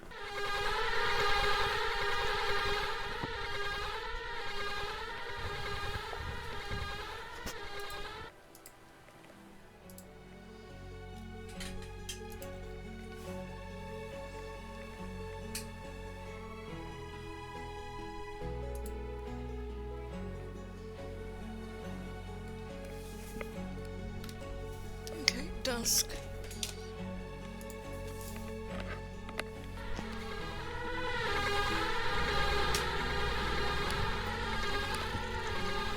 Okay, this must be more footage from the national park.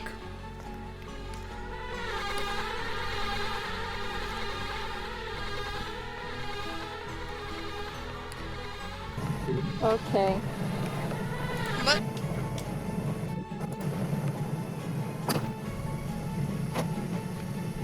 Well, we had to listen to the fan.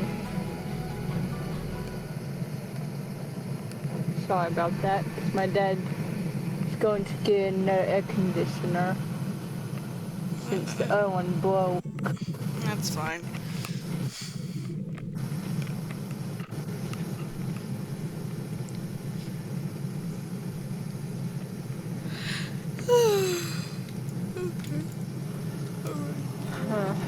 What Nocta'Lunes looks like.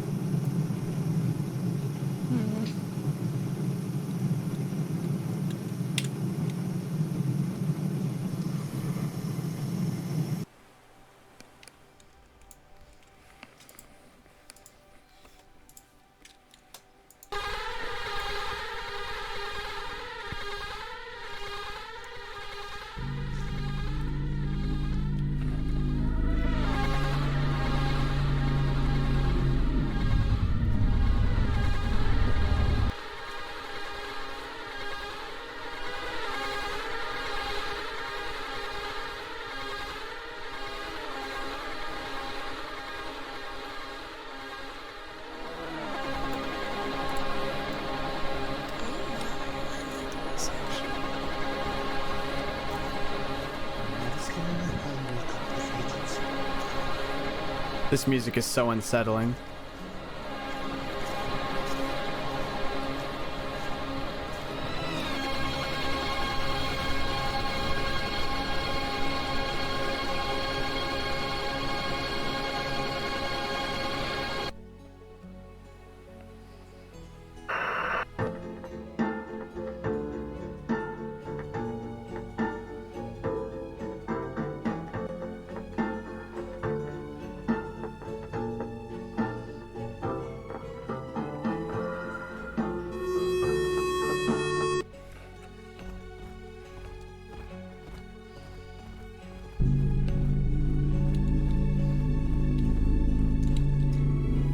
This looks like a picture of the park. God damn it. So, a bunch of people have gone missing in this national park. We're not sure why. Not all the bodies have been found. Is there a chance that this park is full of traces? Which, if you remember, traces is like the plant-like anomaly that can give you psychic attacks. I mean, we see that these have shadows here, but I'm sure they could blend in very easily with the normal plants. There was also a link here, which we're going to go to right now. Okay, so the link does work, and it links to this website. State Organization of Anomalous Figures. SOF is an international organization dealing with capturing and securing anomalies that do not occur naturally in the environment, which may pose a threat to life on Earth. Due to recent reports and sightings, we remind you that if you find unidentified bodies possibly affected by anomalies, you should immediately contact the emergency number referring to Procedure B2. Remember not to panic in the event of an anomalous incident, find shelter, and above all, stay calm. Latest, attention, due to the increasing activity of the Traces anomaly, we advise you to remain calm and cautious if you observe it. So that has to mean that traces are what caused what happened in Candara Park, since it's literally linked to what happened right after that national park incident. Okay, we get a picture of the collider that they were talking about earlier, and then Jeremy is awake. Copyman is another being now, not even similar to human. Henry's still keeping the human's mind aware. Okay, so Jeremy's awake, Copyman is another being now, not even similar to human. So we have suspicions that Benjamin Fisher, who is the leader of the Shard program, was a Copyman because they use the same image to describe it. Who the hell is Henry though? Alright, so these are all very confusing statements. Because I would like to think that maybe the Copyman is Jeremy now. I don't know who the hell Henry is. I don't even think we've seen a Henry so far. Correct me if I'm wrong in the comments. And now we have quite the string of numbers here. Guys, I'm really going crazy here today. I actually translated that code. So that code is ASCII, which is a number to text code, and this is what it translates to. All these numbers translates to, it is not Ben anymore. He tried to kill it. Jeremy told him the truth. So we know that Ben is officially not Ben. It's got to be Copyman now. Maybe Ben tried to kill Jeremy, but then Jeremy killed Ben, and then a Copyman entered Ben. It's very confusing. We're given very, very little details here on what's going on. Let's just keep going though. Welcome to the in-sound theory. Everything around us makes a sound. Even if we are unable to hear it, it can significantly affect the environment. The in-sound theory assumes that with the appropriately selected frequency of sound, with its help we are able to see and feel much more than before. Among the waves, we can mention 4 basic ones that we are able to obtain with the help of electronic equipment. The in-sound theory took care of safety and in cooperation with the Lieutenant Company obtained a new type of wave that physically affects the environment. The manipulator. A wave composed of several types of waves with relatively low frequencies, as well as a special tone, generated with the help of the most modern equipment. The new sound waves react with the environment, transferring the recording along with the image to the scanner, where we are able to observe what we are not able to see with the naked eye. Sound sample A03.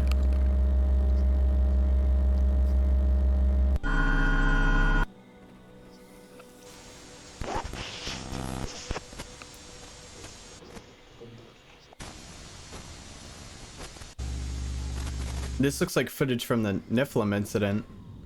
Okay. Patient 12B, previously affected by an anomalous mental type incident. Could you again describe exactly what you saw? Calm down. Take your time. We know how traumatic such an event can be. I don't think I anticipated it. I already told you. That fluttering sound and the wind. That feeling. Can you describe it more precisely? What did you see? Butterflies. Butterflies? There it goes.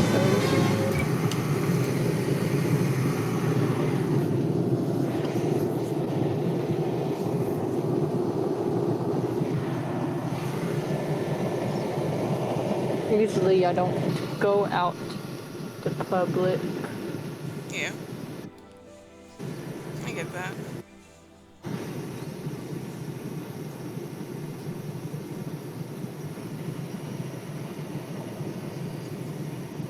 Even though it's relaxing to go out in the public, I just can't be myself and the other personalities about them saying, "You're insane," or even call the police on me.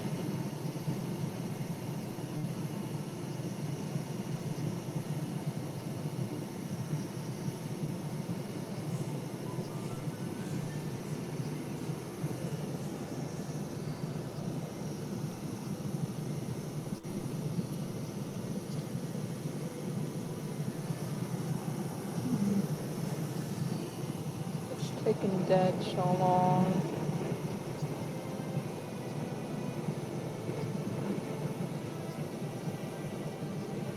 I would get something out to eat, but don't have anything.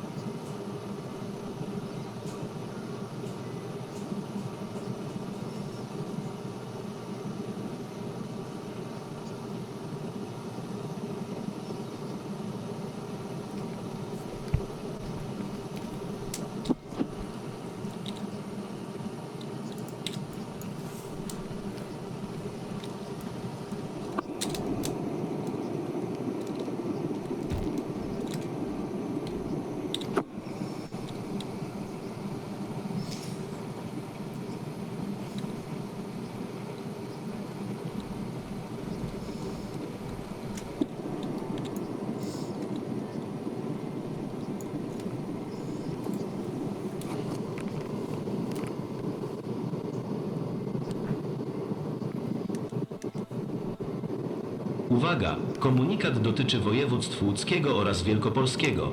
Według ostatnich doniesień na terenie I already know a majority of you aren't going to understand this, so I'm just going to translate it right off the bat and read it to you.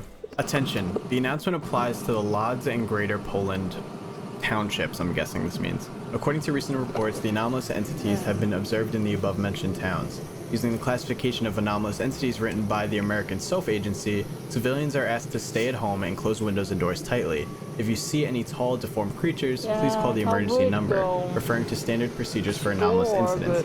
The alert is valid until June 5th, until the supernatural threat is eliminated. And that is a Polish translation, so it seems like what happened in Durain is now happening in Poland. Like, anytime you want to go explore the forest, yep, and there's your reminder of what happened in Durain. Where you're going and why you're in that territory. There was another thing to translate there. Jeez, animals get to move around okay, and another be thing free to translate whenever there. they want. But humans are the main creatures that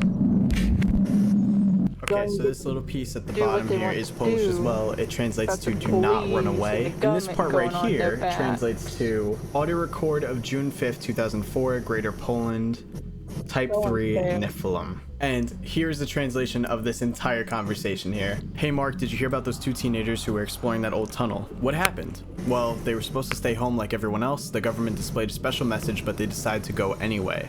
They reached the end of the tunnel and found a dead body. A dead body is actually the last thing I expect here. Wait, was there anything else? We had a report. The recording showed that they also saw this strange headless figure. What do you think it is? I have no idea. It came one day and the messages started. The files mentioned a mountain in Kandara State. Did any of them even survive? One. The second one got way too close. They found his body a week ago in a field. And now here's the second half of the conversation translated. You hear it? Do you think it's a Nephilim? Probably. I haven't seen any of them yet. Look there. Fuck. Huge. Report it. We need support. Wait. Is that light? Do they have a glowing head instead of a head? I don't remember that. Like a walking lighthouse? Holy fuck. He's coming at us. Group C, we are reporting a Type 3 anomaly, Nephilim near the village. He's running at us. Move up. No. I want it also to be known these translations could possibly be wrong. This is just Google Translate helping me. And then it ends there. So it seems that in Poland they're dealing with Nephilims and headless, and then something with a glowing head, which might be connected to the headless. Poland sounds pretty screwed, I'm gonna be honest.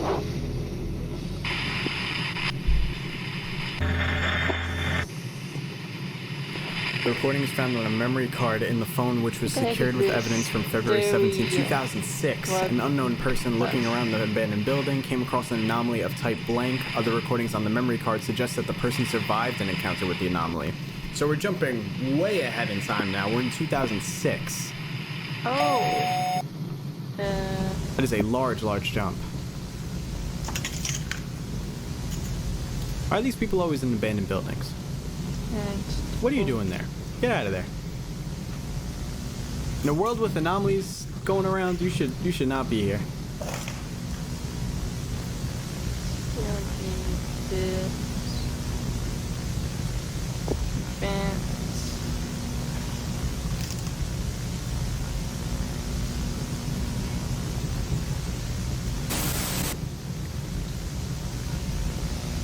Is that something in the window there?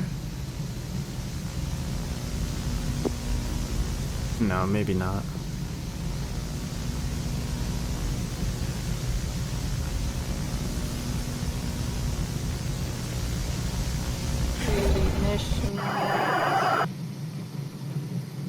That was the tower Everything again. is overgrown with vegetation. It's not easy to get there, but somehow I'll find a way. This can give us a lot of information. Maybe we will finally get to know what Jeremy is. That's an odd name for such a creature. The agency has already started snooping around too, but I think I'll be able to dig up the truth soon. They hid it from us. No one knew and no one was supposed to know what was going on in their shitty research facilities. But hey, the sun rises and slowly reveals the truth from the depths of darkness. I just hope it's not too late. And that's it, that's the end. So hold on, let's go back, let's take a look at this thing real quick. Okay, this has to be some new kind of anomaly, because I don't remember anything that even looks like this. The headless don't have a head. This thing clearly has a head because it has eyes. This could be the true form of the copy man, although I doubt it. Definitely not traces, because traces are like grass and stuff like that. It's definitely not stretch, because stretch is like a disease type thing. And Nephilim don't have eyes, so it's not that either. So this must be some new kind of anomaly. We then see what looks like a skeleton structure, which does look quite off. Something looks a little wrong with it. And then we get another shot of this tower, which is now, this is the second time we've seen it. And then at the end here, we even see it for a third time right here. So again, if you guys could tell me in the comments what kind of tower that is, I'm not sure what kind it is. In this phone call, it does sound like that someone is trying to do their own research and find out what's really going on because they think that the public is being lied to. So it looks like going forward, we may get some more truth as to what's really going on around here. Here are my thoughts on White Door Open so far. It's a very complex series. There are so many details in it and different times and events and whatnot. It seems like a majority of the events take place in 1993, and we have SOF, which is the State Organization of Anomalous Figures, and Lutnik. It seems that Lutnik found some kind of alien shards and then was experimenting on them and may have created these anomalies. And then SOF is trying to contain these anomalies and stop them from hurting the human population. It seems like these anomalies can be anywhere in the world, as we saw by that map. We don't really get too much on locations. We know about some stuff that took place in Poland towards the end and the beginning, but as far as that national park, we don't really know where that was. I want to guess that was also in Poland, but we still don't know what or who Jeremy is. I still think it's like the highest power of anomaly, or maybe what's causing everything that's going on. Maybe it could even be the aliens that are watching us from the moon. We still don't fully know what's going on with Ben Fisher, who we think is a copy man now, but we kind of were left off with they contained him, but they still haven't gotten him to say anything yet. We do know he says something eventually, because it says that we end up finding out that copy men can mimic voices. Like I did say at the beginning of this video, this was just a compilation of some of the early files in the series. There are a lot of videos after this that we've watched today. So if you guys really do enjoy this series, make sure to drop a like on this video and I'll be sure to cover the rest of it. I'm sure in more...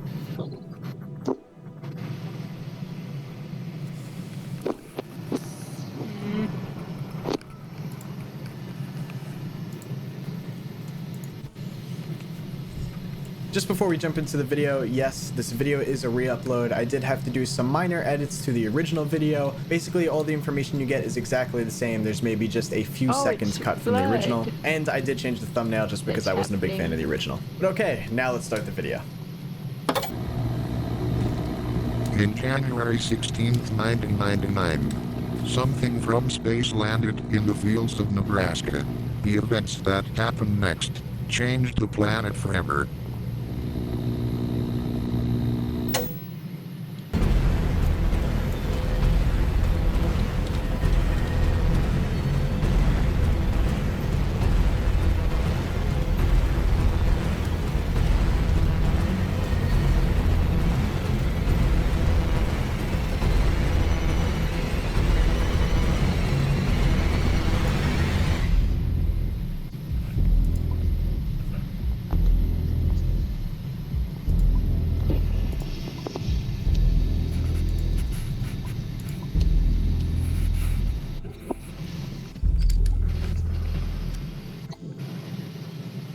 Hello gorgeous people, what is going on, and welcome back to another video. In today's video, I have an incredible underrated analog horror series for you. Today we are going over Midwest Angelica. In short, this analog horror series is about a corpse that came from space and landed on Earth in 1999. The results of this event are absolutely insane. This entire video will go over Act 1 of this analog horror series. Please be sure to go support the Midwest Angelica channel. The link to it will be in the top of the description down below. And guys, you are in for a treat with this one, so let's hop right in.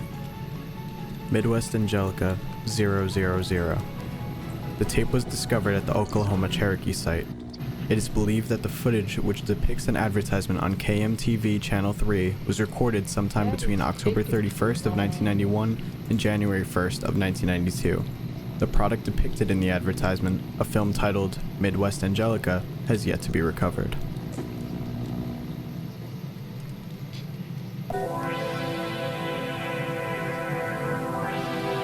Alright, here we go.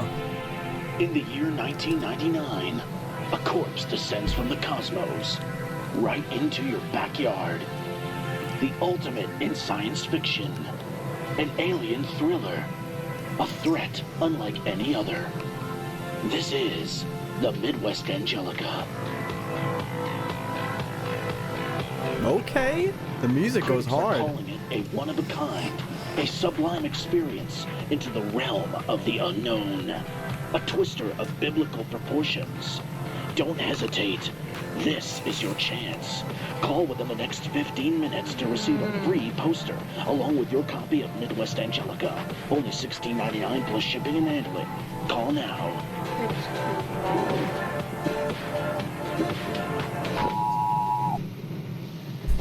Hold up, what was that? We gotta go back. KMTV Channel 3. What is that text in the middle there?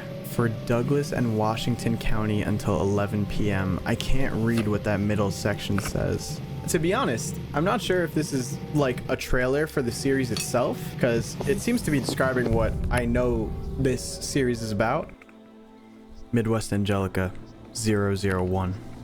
It is believed that the tape was created for some time between April and July of 1999. However, the tape depicts footage originating as early back as 1985. It is thought that the tape was used internally at home and NASA for assessment of the circumstances surrounding AZ-001.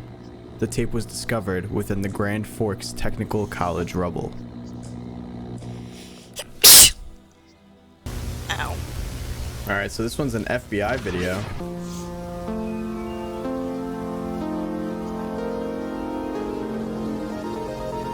Home. Okay. The following presentation is property of Home and is not to be distributed. June 1985. Around April of this year, we picked up an anomalous biosignature around Jupiter's orbit. We thought it was some sort of instrumentation issue, but we wanted to take a look, just to make sure. Thanks to the tenacity of our team, we were able to get a good look at it within a month. What we found was, frankly, astonishing. Truly unexplainable. The object, which we've codenamed AZ-001, appears to be 66.3 kilometers in diameter. We still need more data to prove if life is indeed thriving on this object. Okay. November 1985. We've determined that AZ-001 is in fact harboring life. This discovery could change the foundation of science as we know it. Well, harboring might not be the correct word to use here, no. We believe AZ-001 itself is alive. Or at least was alive. We have reasons to believe that the entity, AZ-001, might be a corpse drifting in space. All biosignature scans taken between June and September of 1985. March 1987. AZ-001's trajectory has been calculated. Based on our calculations, we believe that it will reach the vicinity of Earth's orbit by the year 1989. Due to the implications of AZ-001's existence, NASA made the decision to form a group, known as the Division of Heavenly Operation and Material Examination, or simply known as HOPE.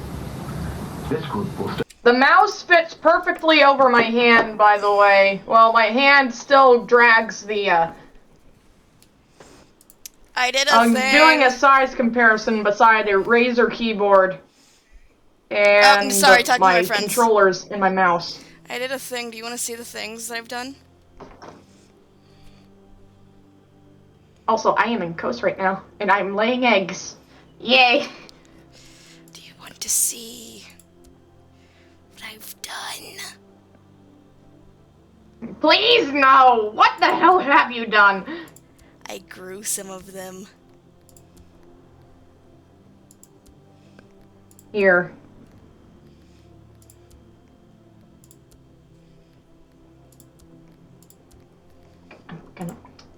I was in the middle of... These controllers were mildly comfortable, but not like overblown. I was in the middle Like, of growing the...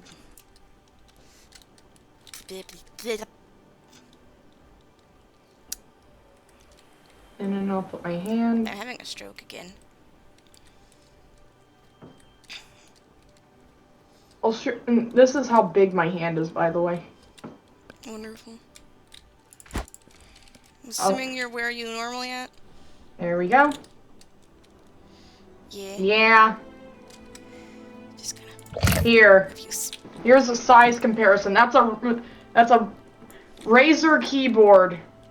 Black Widow Razer keyboard for a size comparison. You know what? Do you want to see the blood mutation on the Nocta'Lunes? Maybe? Hold on then. Hold on. I need to nest people. Suffer. Oh my god.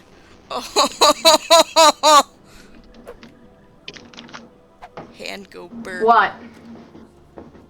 Yeah, that's my hand. That's how big my hand is. It covers the entire controller. It covers the entire mouse. That's a Vive controller. That's a Vive controller. It's the size of my head. That's the comparison. I shall fly my way over. I grew it all the way up. And you notice how weird my wrist looks, right?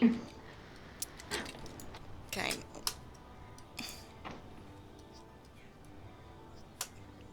That's normal. That's like what? That's like as normal as I can possibly make it look, by the way. I have to bend it that far to make it not have that giant bump where my, one of my bones decides to say, "Fuck you, I ain't popping back into your body." Nope!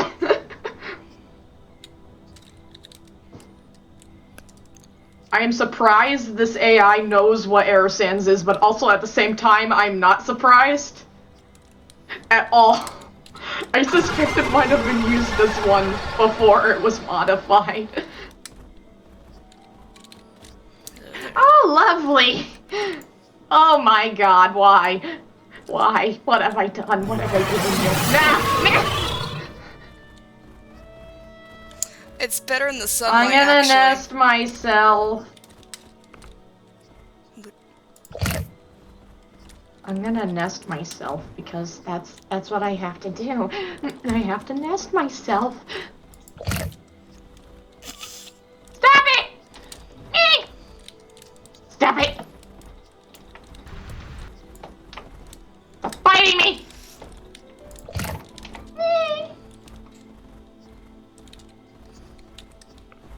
Again, I look better in the I don't like to be bitten.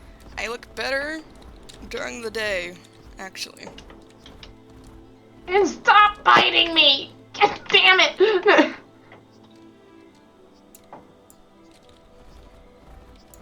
No. No. I still have to sell shit. Lovely. I have to go do that after this as well. This is going to suck.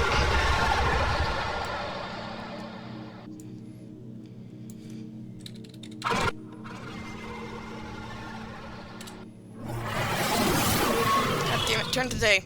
I'm gonna go attack at the moon, hold on.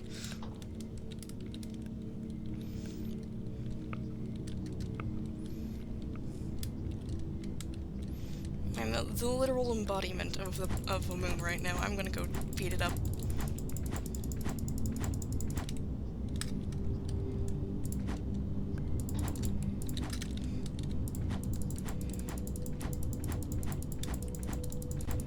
Gremlin isn't gonna come back out for a while. Figured. Sleepy. I'm assuming. Yeah. They got really tired.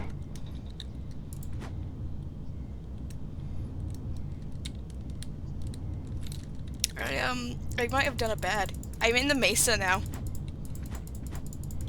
You gonna see? Oh boy.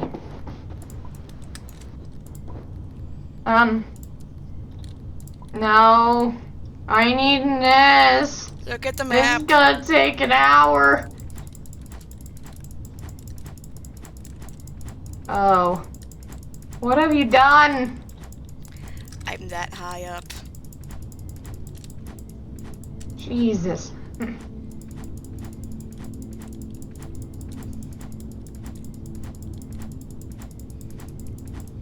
And yes, I am clicking. I can't hear the clicking. Also, yeah, my hands are big, if you can't tell. Disproportionate for my body size, actually. Which is why everyone thinks my growth's stunted sometime during my teens. Of everything, my legs are the longest. And one of them's not. Same here. That perfect size. One's longer, one's shorter. I'm surprised my yeah, left I have the same problem. To walk like a pin. I have the same Can't problem. even look. The foot. Yeah, I do too. Everyone starts complaining about me waddling because I can't walk straight, and then I'm like, you took me to the foot doctor. You know exactly what my problem is. They literally had to give me a heel. I flew away so a much. half-inch high heel for my shoe. Okay, for my right foot. Oh my god, what have I done? What can I'm out of the world. I no longer exist in this world. I am a higher being now. What? Don't Lord Eclipse yourself, damn it. The only way to make your longer legs shorter is basically go to surgery and they'll cut each bone in half. I mean, I could Lord Eclipse myself. You gave me two forms that I could be, technically. Please, no! Hello there!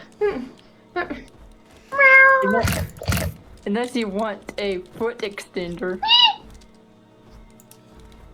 I had an external, little heel thing for my, one of my legs, and it did work, but I was so used to standing like I've been standing, and my hips were already formed in such a way that made it much more comfy to stand that way, that it hurt to use.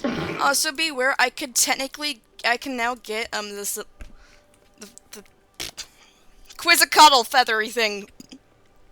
Hydra. I can get another one of those because I nested you that much.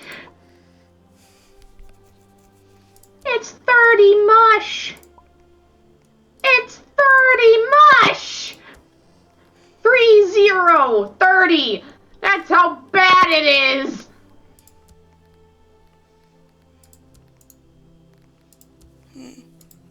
I might as well buy it.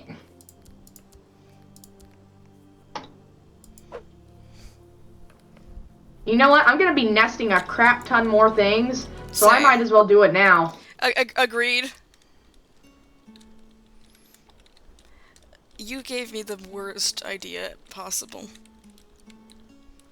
What? What was it? I know the s'mores thing. Oh, no. That's fine. No. That's fine. You want to know why it's not fine? Why? After all, I chased the moon. Now all I gotta do is chase the sun when I have wings. Oh my god. Thank you for the idea. Please, no. Though I have to re-chase the moon since it was in a different form.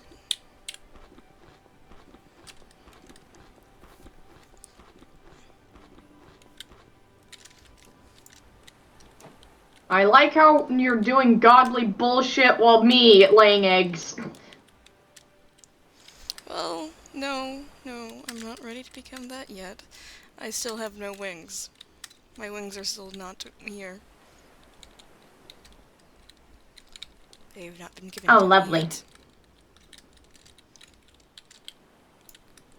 But soon. 10% more, and then I will have my wings.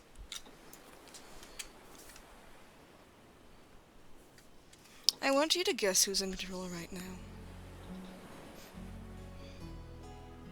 I don't want to know at this point. No. This is creeping me the hell out. No. I want you to guess. What do you mean you want me to guess? What do you want me to guess? Who I am.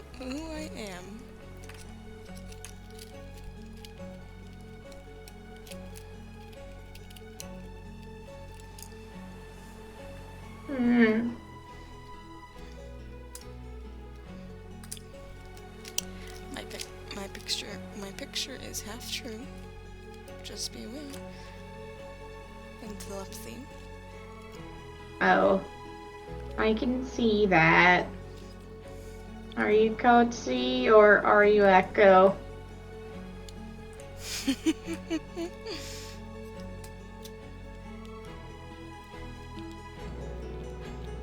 Technically, we're both. I could kind of tell because it was hard to distinguish because your accents blended somehow and it's confusing. Wonderful. These were my old Vive controllers, by the way. The old ones. The new ones are tinier, but somehow still comfortable because they don't slip off your hands.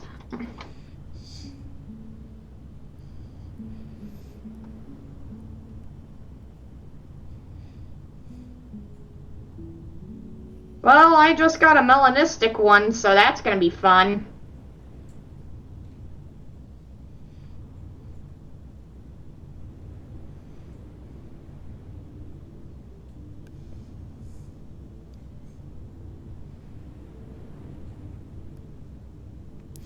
There's a reason why we don't hold hands often. You guys get really fucking sadistic whenever you do. We haven't been we've been together that long, jeez. You could already tell. Yes! You think I can't tell when people get like that? like it like that after a bit too long of this. I'm pointing to all of me.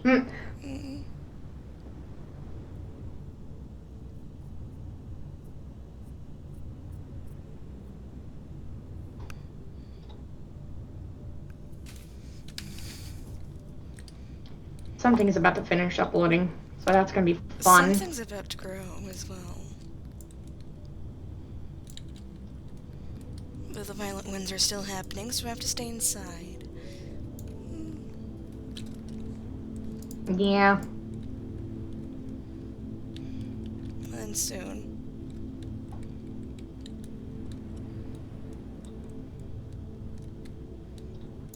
Oh, in the daylight, s'mores looks more orange. Me. That's on purpose. I have wings. Mm-hmm.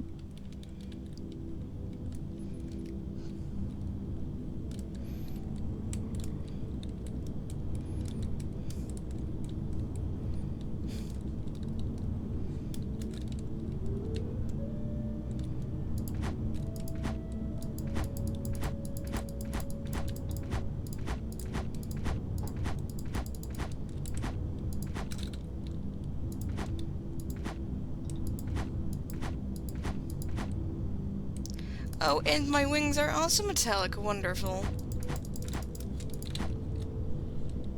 Oh boy. Everything just got darker. It looks like true.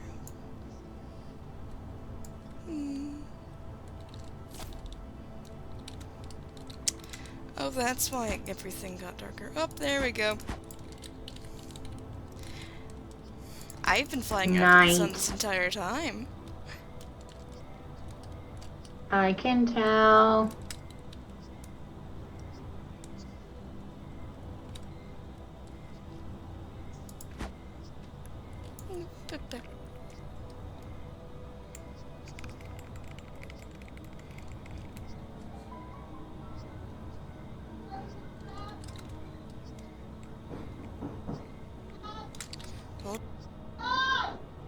What?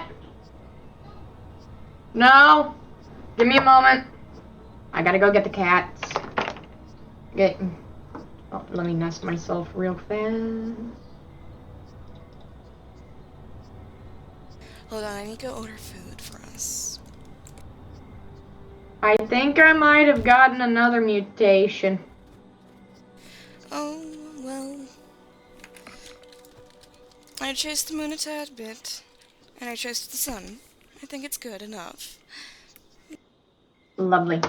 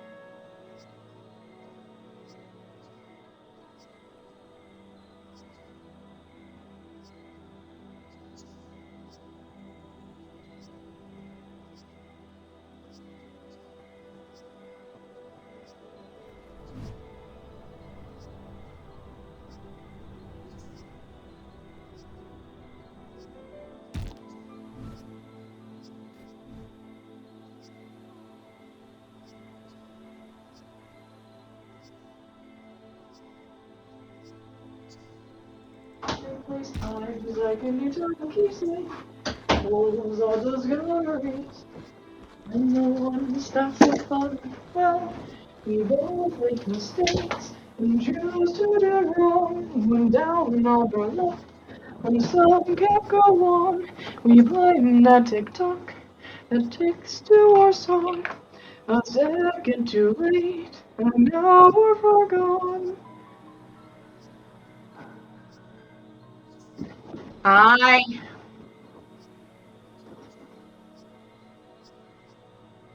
Yeah, I got another one. Which one is it?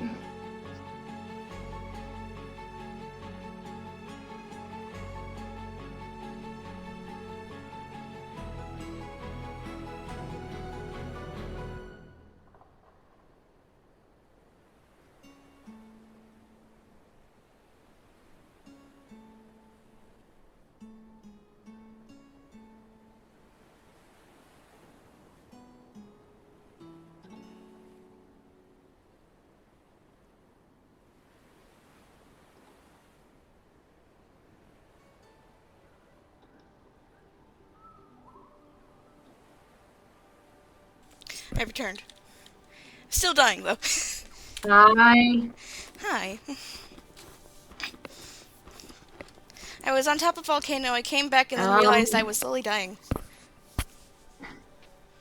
I caught all the cats in under a minute. What the hell? I caught 3 cats in under a minute. Oh my. Why are you catching I cats? know how to catch them. Because they need to not be in there, so then my mom can back the car out of the freaking thing. Ah, alright. Damn acid rain, hold on. Cat. I know how they function. I know how they function. Clearly.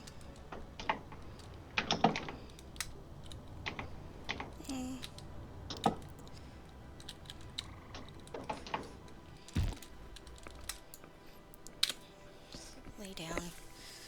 Oh my! That explains that bump when we feel in our... Something scratched us. It was not a cat. What? Something scratched us and it was not a cat. There's a bubble in our throat, so we couldn't back us. I was trying. One of us was trying to talk, the other one couldn't talk. Clearly. Because the fucking bubble in our throat. Stop that. Anyways.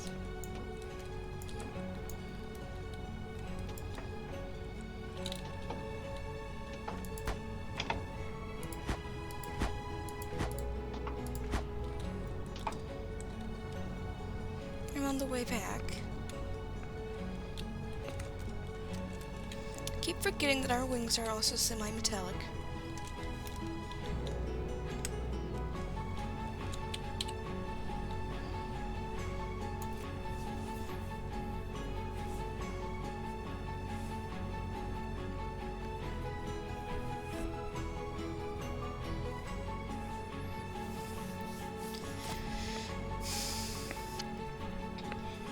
The thing about the scratch is it doesn't burn like it's supposed to. Oh. It's kind of how we know it wasn't from a cat.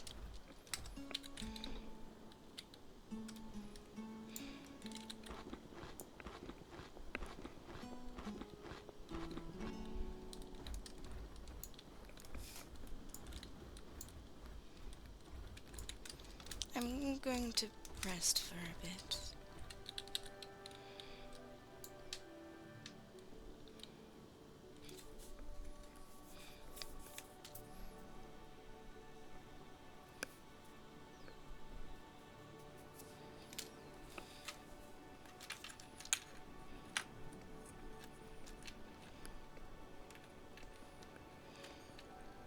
Lovely.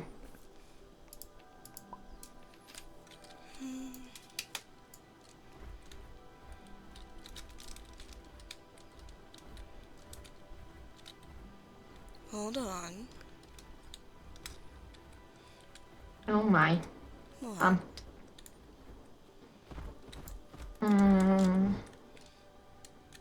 What was I doing again? What is this? Lucianism. The second one I got was Lucianism. Wonderful. What?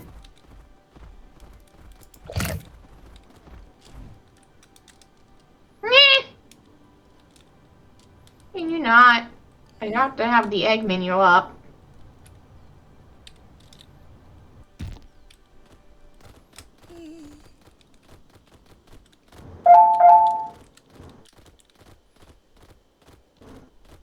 Why do you keep biting me? I don't know. We just do. Mm. Don't mind us, we're going to do the thing again.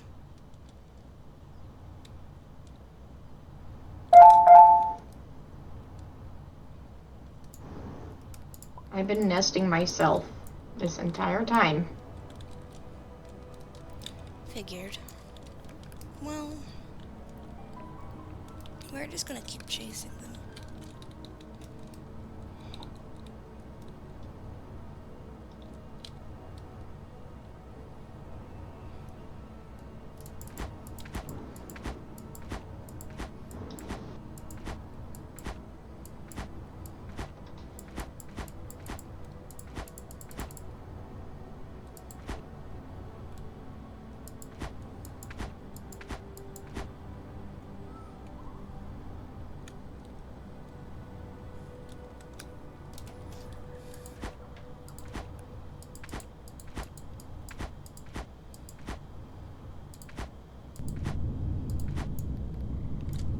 Oh, look at that.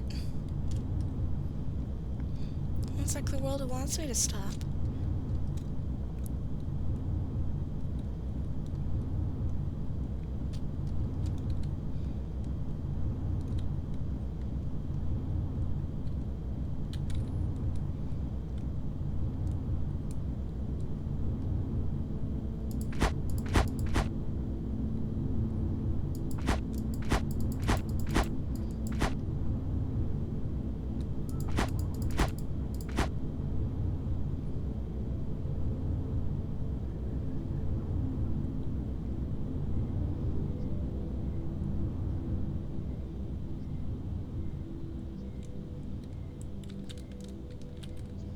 Boop. Hello again. Can the bubble in our throat stop? Lovely. What?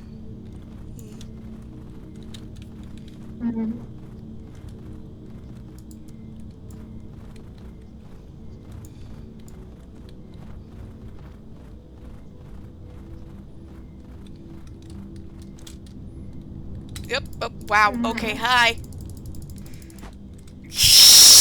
Hi. That attempted. That got attempted.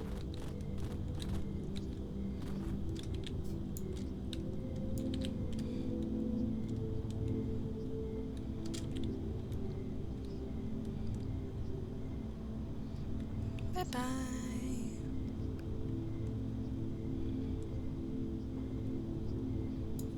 Wait.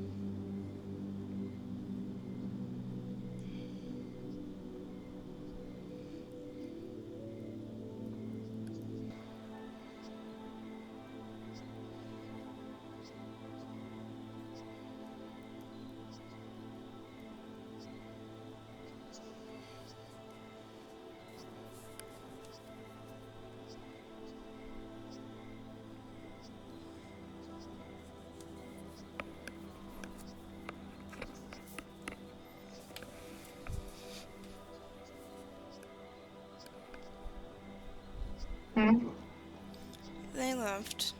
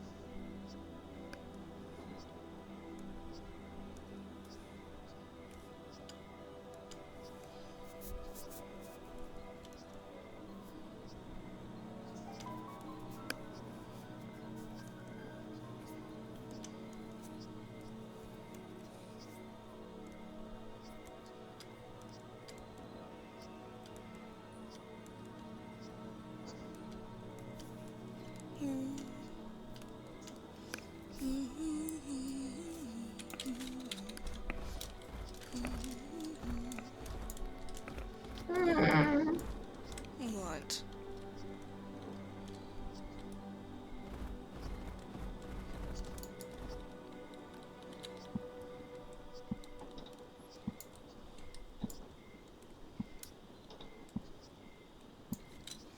Is my presence that worrisome?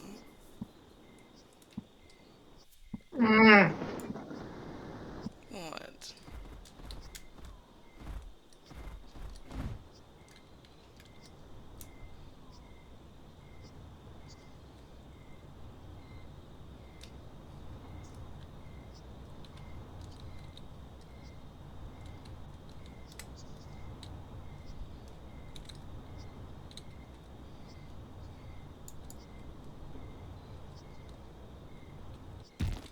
I knew it.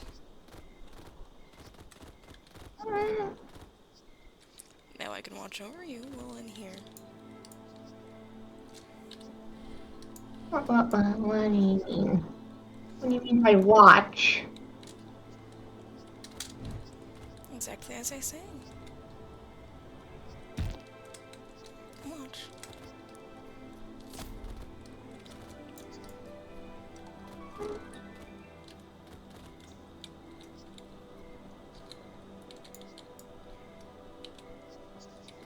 After all, look at where I'm at.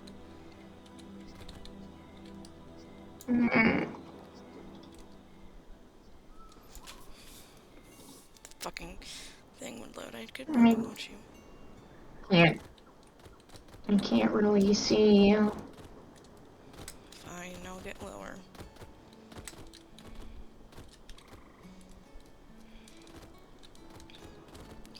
Can we not cause ourselves a seizure? Thank you very much.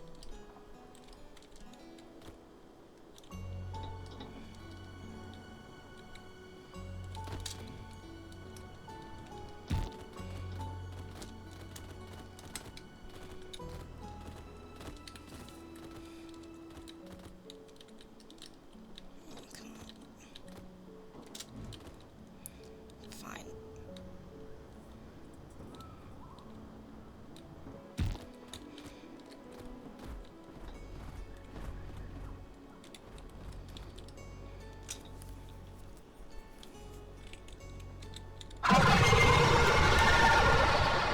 Again?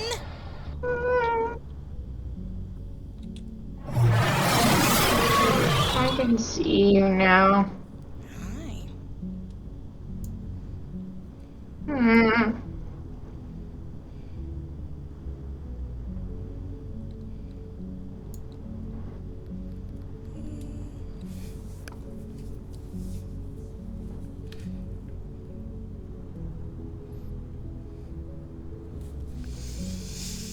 What's so wrong with us being here? I don't like you. What don't you like about it? What's so wrong?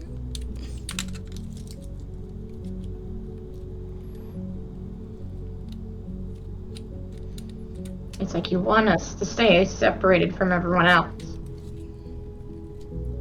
What do you mean?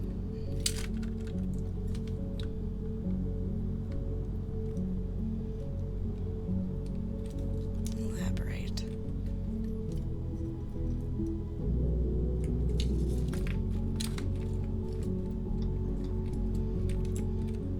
Hmm.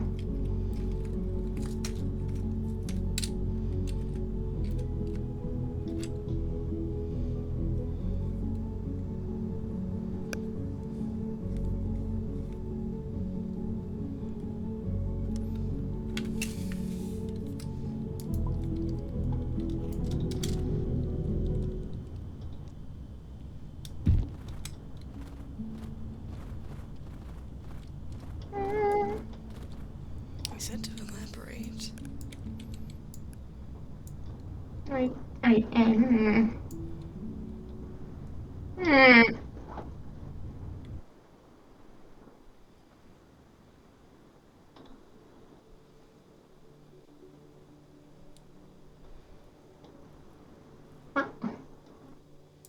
Hmm.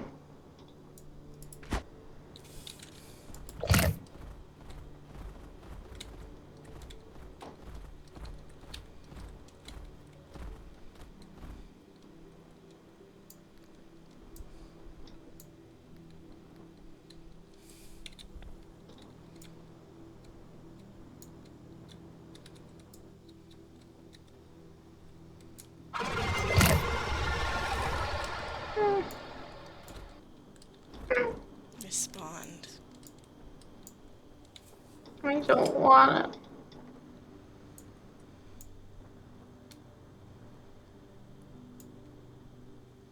Alright then.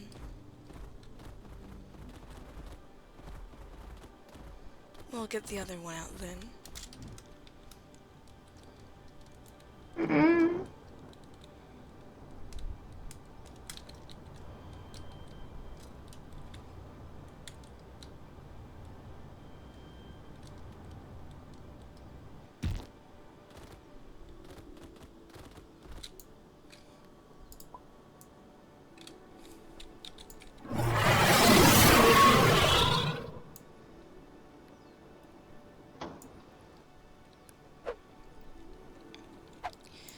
I would say you have been warned, but not fun when I try to warn you.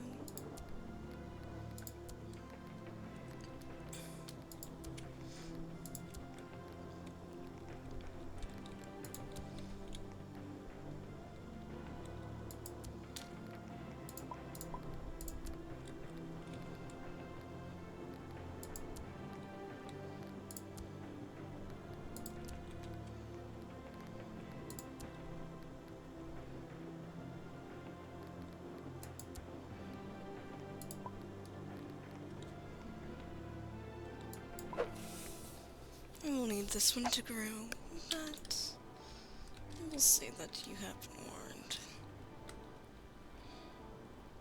Hmm.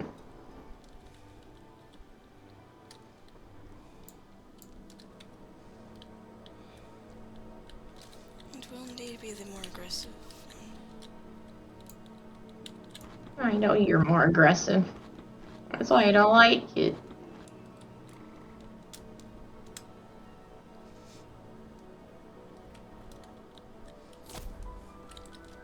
Oh my. I somehow found you. Hi.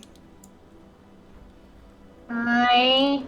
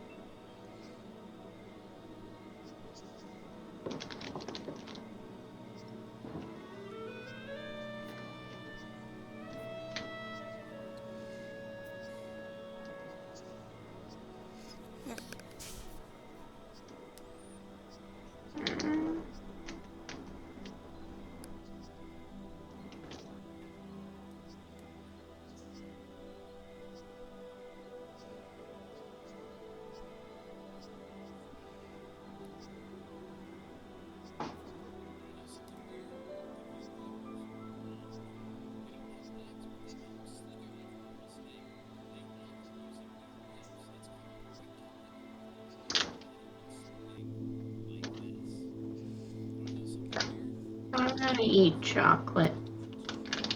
Oh, why? Because you don't want to remember me? Like this. No. Mm.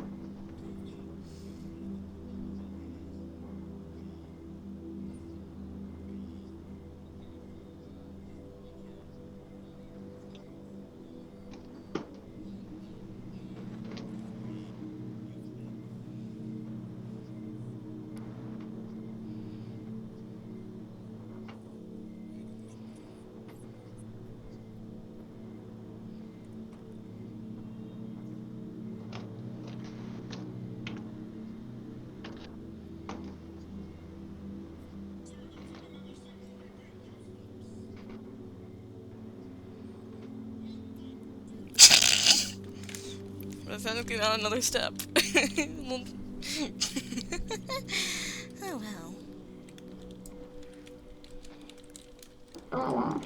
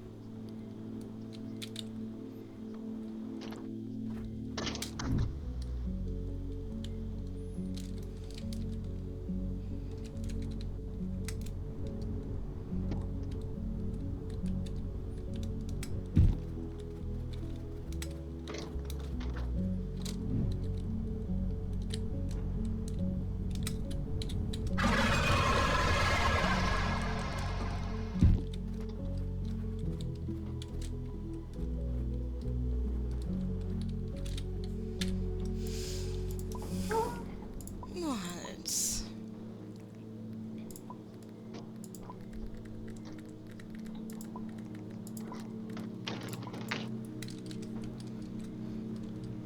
I don't like her presence. Oh.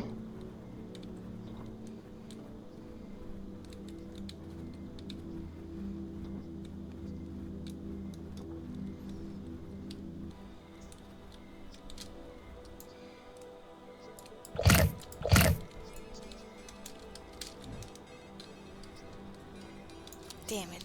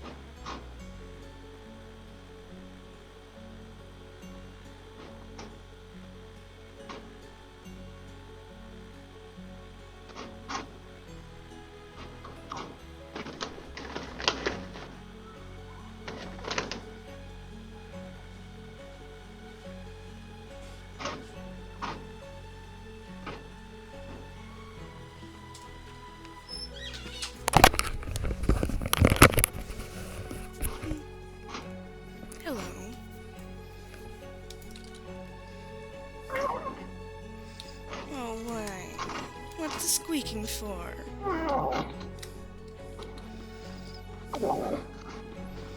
Nothing's gonna happen.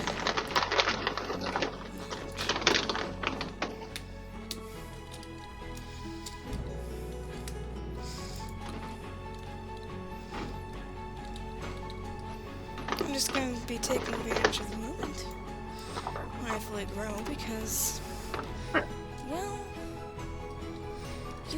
you gave yourself chocolate. You gave us an advantage. The funny thing is, I just don't want to remember. No, I know.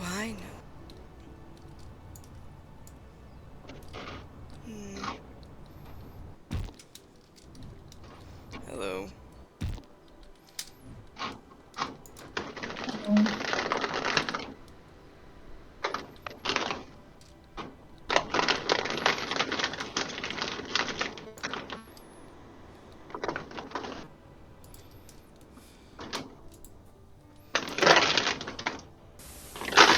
Dr. Lucas Michaels went missing in 1989. His current whereabouts are unknown.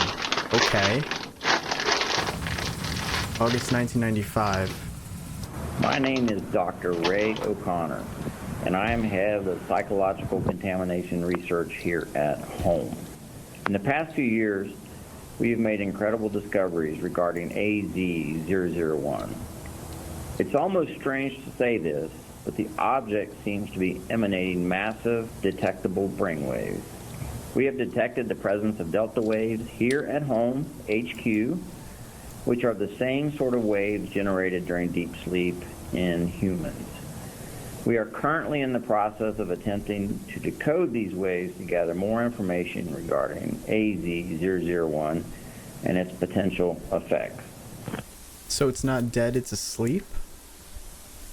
Home psychological research became crucial in understanding the nature of AZ-001.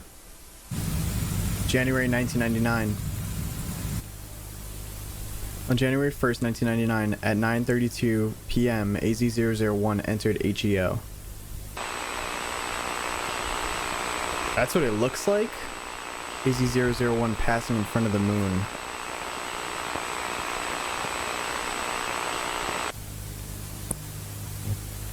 I don't know what I expected it to look like, but it looks gross. On January 13th, 1999, at 3:23 a.m., AZ-001 entered LEO.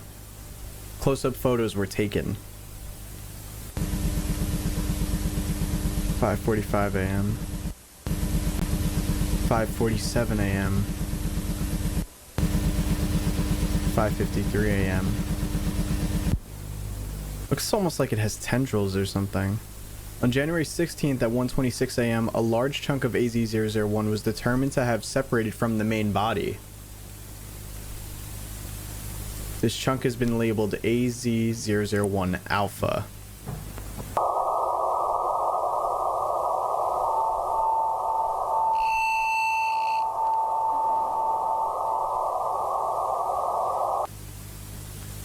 Unusual radio propagation detected at 3:49 a.m.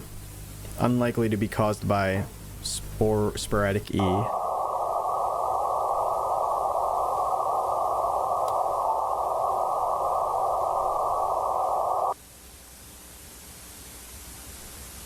Alpha chunk enters the atmosphere.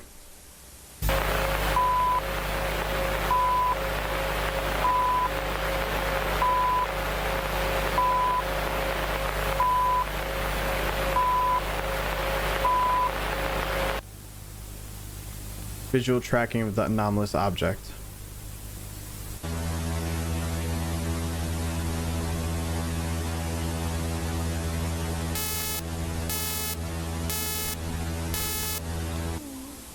Hold up, what state is that? Nebraska? Okay. Object. Leave me alone. Why should I? I've been stuck here for about a week. True.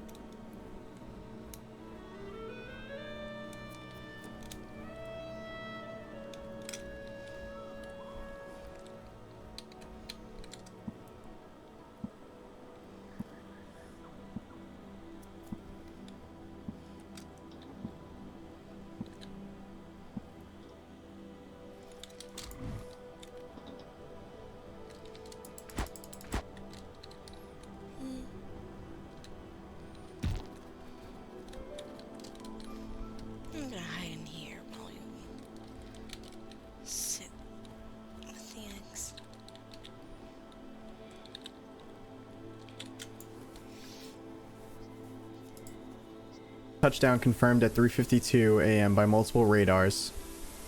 Object determined to have landed at the coordinates. I'm not reading all those numbers. Classified footage property of home, clearance level 1A. Recording begins at 5:25 a.m. on January 16th, 1999.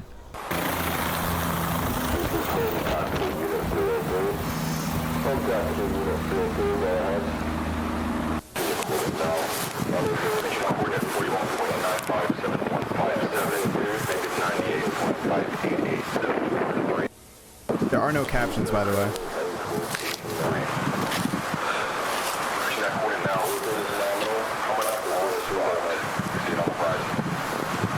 Am I tripping, or is that like red blood?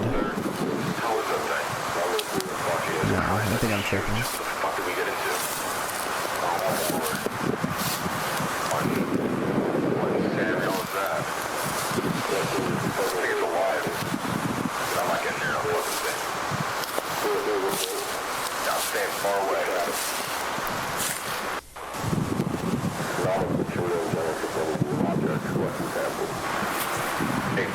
I got a tree.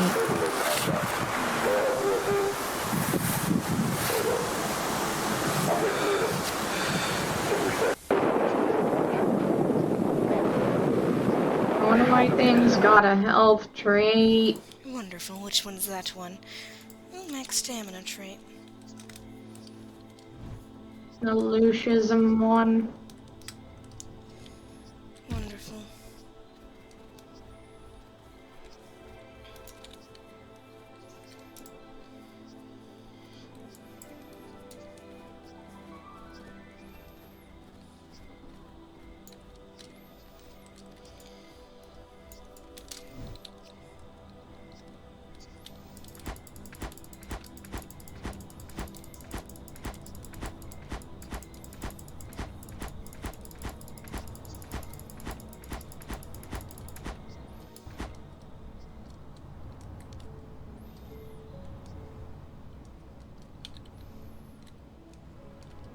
Hello there.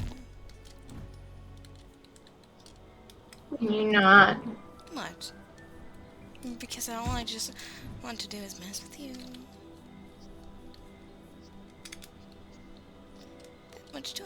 Too much to do.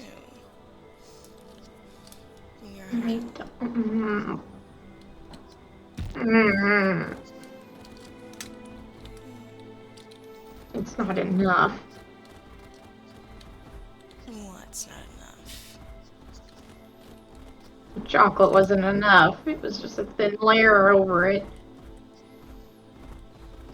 Might need to go downstairs and get chocolate syrup. And put it in chocolate milk.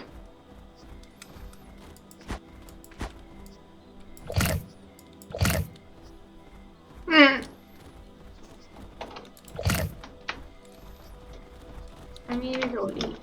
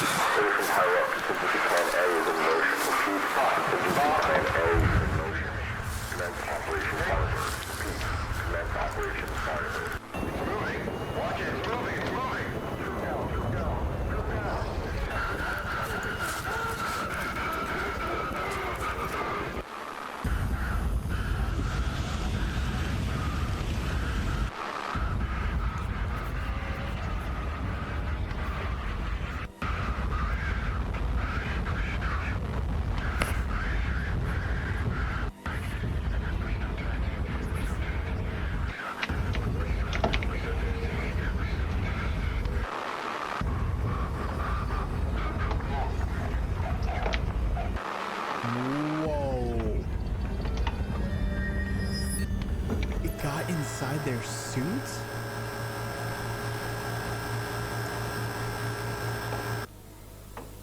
End of tape.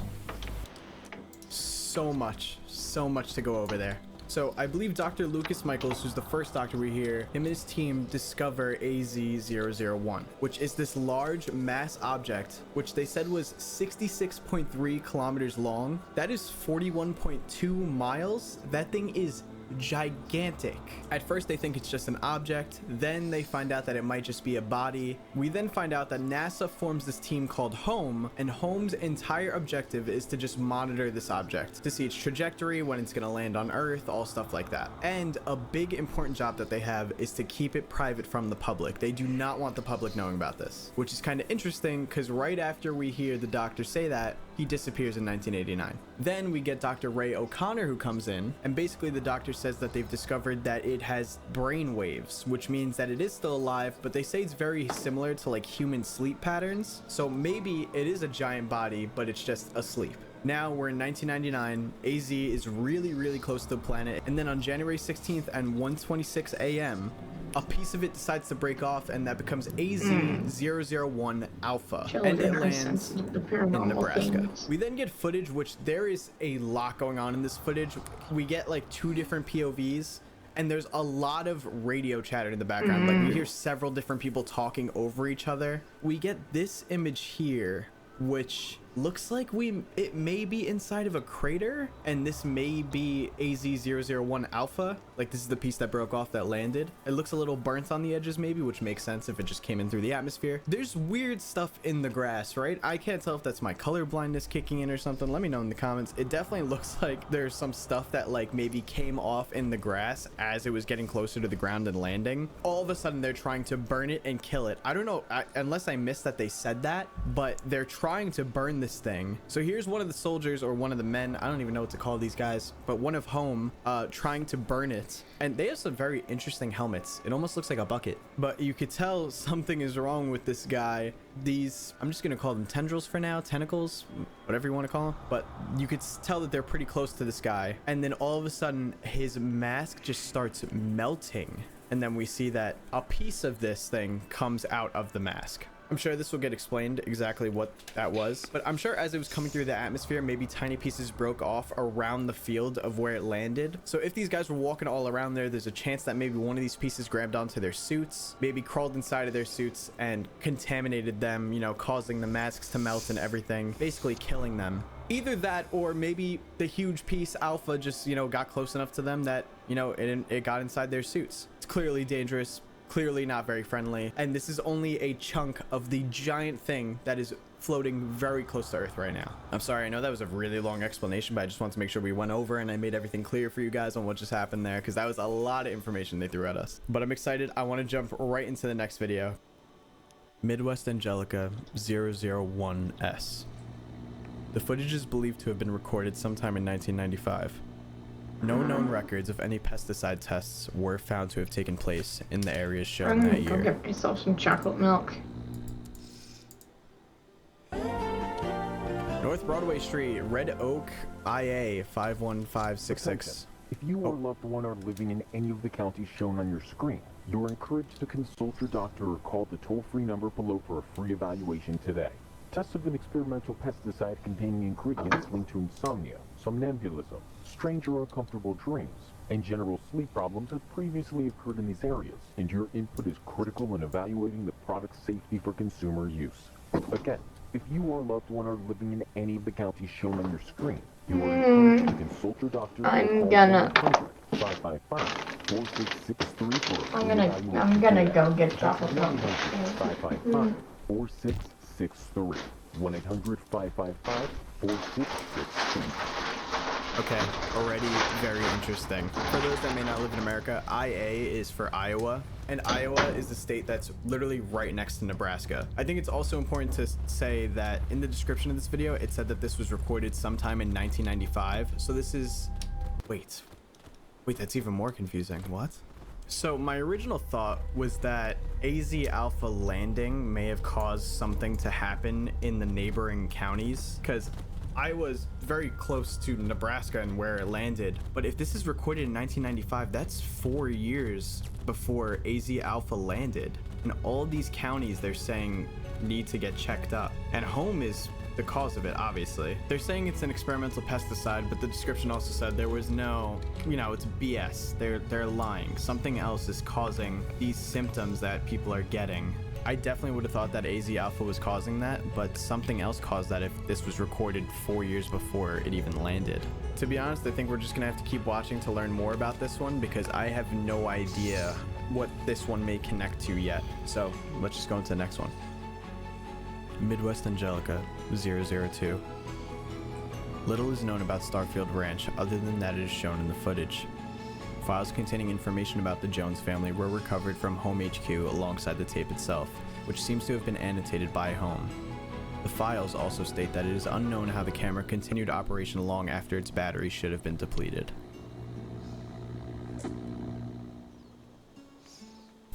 Starfield, here we go. Starfield Ranch on January 16th, 1999, so when AZ landed.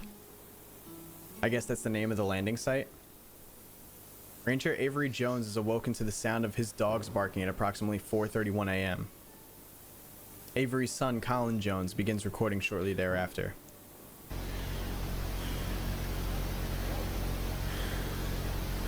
Alright, so this is about less than an hour after Alpha landed.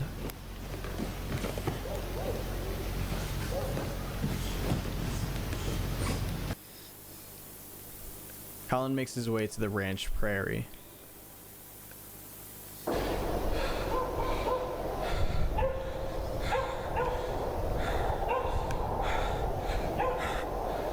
Colin, grab Max. I'm going to get the rifle. What happened to Rocky? I don't know. What happened? It's Rocky, their dog.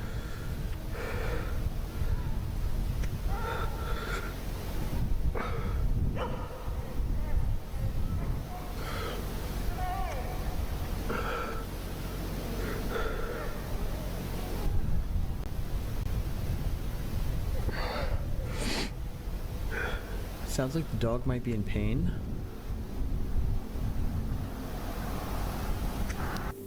Whoa, hold up. Several minutes of footage are too degraded to view. What the hell was that? Only a select few frames are discernible.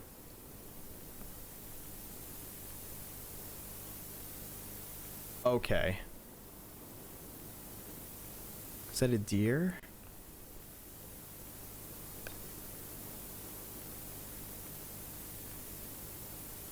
Gunshots are audible.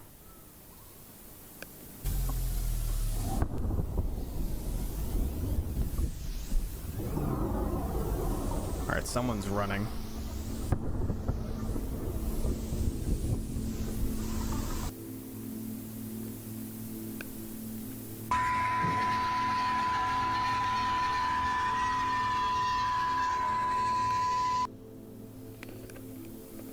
Avery Jones is assimilated. Assimilated?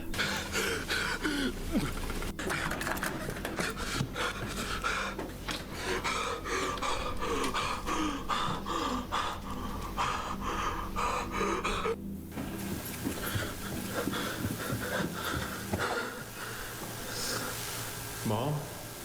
Mom?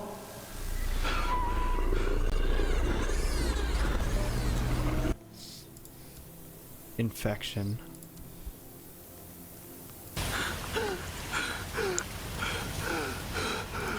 You better run as far as you can, brother.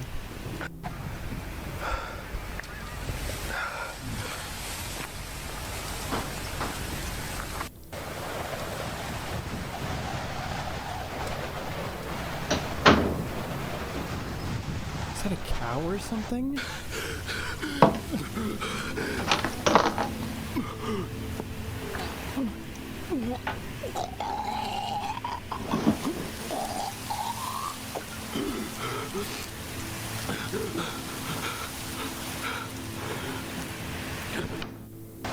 Oh, because he's infected already. That's what they meant.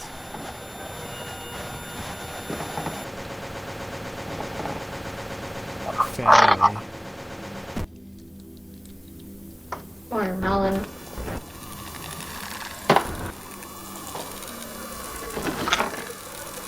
I got watermelon. Whoa. February 17th. Okay, so I think that pretty much confirms that what this thing... I'm sorry, but earlier we calmed down a tad bit. We haven't held hands in a while. I can tell. See, it's how me and Omen get if we don't do it.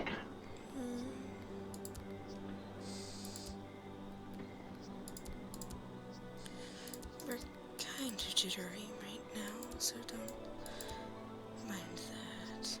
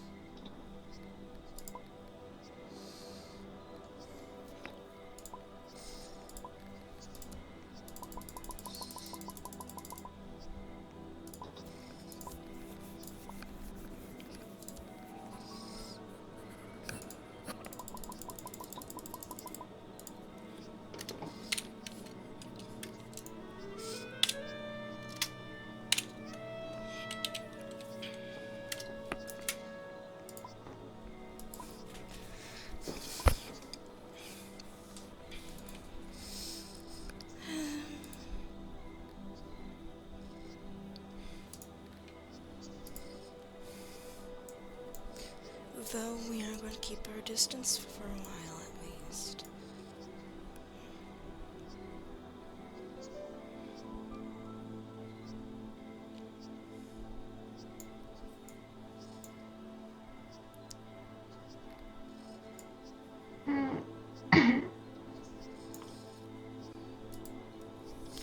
I'm going to continue what we were watching. Okay. Does is it gets inside of you. Hey yo, so this video is of the family that was basically closest to the landing site of AZ, and it appears the dog here is the first victim of this. I do not think this thing here is the dog. My thought process is that AZ Alpha lands and then sends out smaller versions of itself to infect anything nearby, which is what this little thing running is here. It looks like it gets, either this is a dog or a deer, I'm not really sure. I want to say this is a deer, but you could see it looks like it got inside of this thing and it is now exploding outwards. Here's a better image here. This looks more like a dog. Yeah, here's another image. We know that they tried fighting it with guns. Doesn't look like that went too well. So that was Avery Jones. Then this is Colin, I believe, who makes it back into his home. It appears at this point his mother also gets infected, and I believe she might infect him here, because then we see this infection. And then we follow him for a little longer. He records a few more things. This literally looks like a cow was infected here. We hear him over this sewer drain. It sounds like he's puking or trying to throw something up. And the last thing he sees is this. This could be Avery Jones, which I believe was his father, that was infected, because this looks like a person with it growing out of the top of their head. Now, this is the crazy part, is that a little over a month later, this whole area looks totally different. There's like what looks like these giant mushrooms here. The air is all red around it, and this must be the house that they were living in. Yeah, it looks like the whole area is just infected. I'm loving this series so far. We're not even halfway through on the videos. Wow, this is looking really good, guys. I'm very excited to see where this goes. Midwest Angelica 002S. The tape was discovered inside a barricaded examination room in the abandoned Red Oaks Veterinary Clinic. Despite its alleged nature, the contagion shown in the video has yet to be discovered in any form.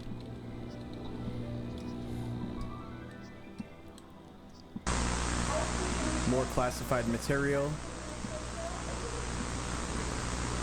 Updates on the Xenobiology Research Group's study of the contagion discovered on January 16th.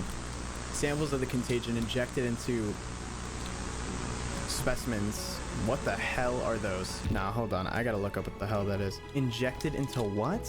Okay, so the first one is white-tailed deer, and the second one's a coyote.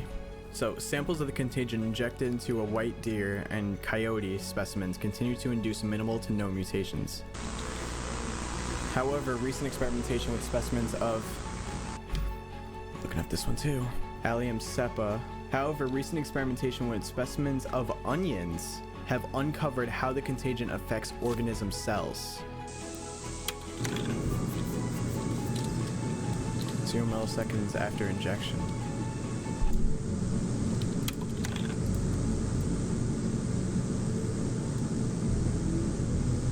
100 milliseconds. 200 milliseconds. Wow, so the infection spreads rapid. Oh my. What? That's a bit horrifying. What is? I'm watching a thing called Children Under the House. Oh, right, that we sent, yes. What about it? Lovely.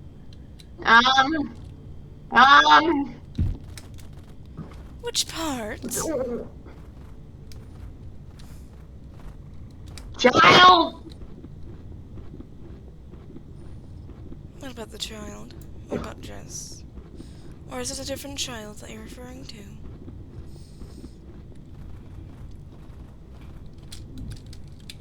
The child just drew a drawing of what they see. Of Maya? No. Yeah. Of all of them. Oh yeah, all of them. Shelley is the worst. I will say. Oh, no, not Shelley, Katie. Or Kate. Hmm.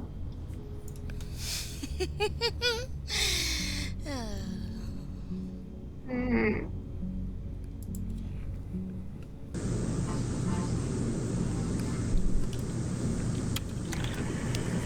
400 milliseconds.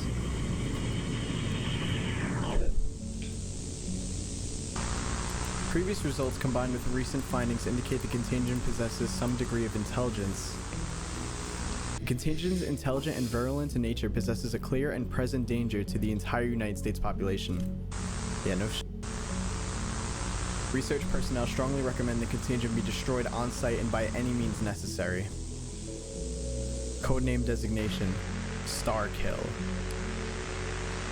That name goes kind of hard, I can't even lie. Okay, so honestly, not too much in that one. We just learned that it grows super rapidly. It somehow does minimal mutation to deers and coyotes, but shows mutation in onions and how it affects organism cells. But I was pretty sure we saw it exploding out of the deer before. I guess maybe it didn't mutate it, it just grew through it. But yeah, basically, this thing is insane. It grows incredibly quick and may even have a form of intelligence built into it. And it is a danger and must be exterminated on site. Let's jump into the next one. Midwest Angelica 003. The footage on the tape documents an event believed to have irreparably impeded Holmes' ability to safely study AZ-001. The tape was found inside an underground bunker 12 miles west of Lincoln, Nebraska. One wall within the bunker was painted with a logo similar, but not identical to the logo used by Holmes. Incident report, case ID, special clearance required, unauthorized access, punishable under penalty of death. Jesus. Alright, so this is a serious one. I'm a little bit confused by the description for this one, but let's see.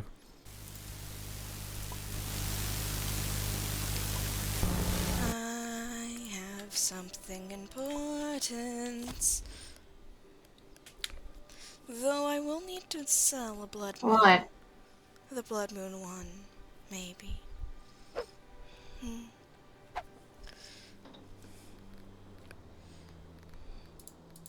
Which one to sell? We could sell the bewitched one. We don't really care for that one that much. Though the question is, how much should we sell that one for?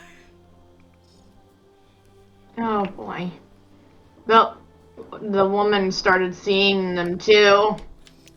Indeed. How much would the, bewitched Nocta'Lunes go for? Bewitched.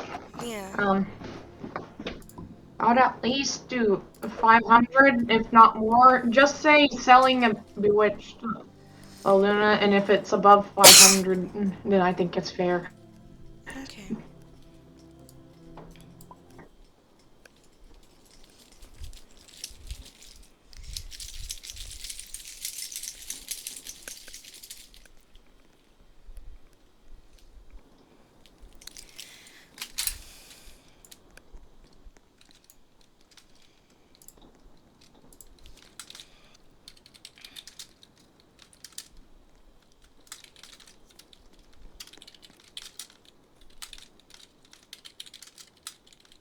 Hello.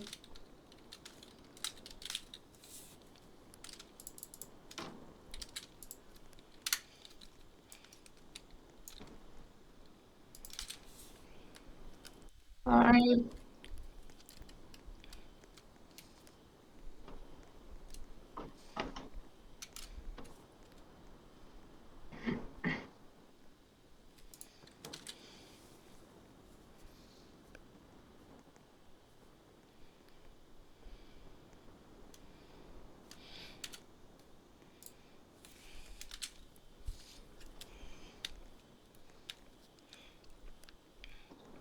You said anything over 400, right? 500. 500? Okay, thought so. I heard 400 as the last part, but... Bleh. Brain. I swear.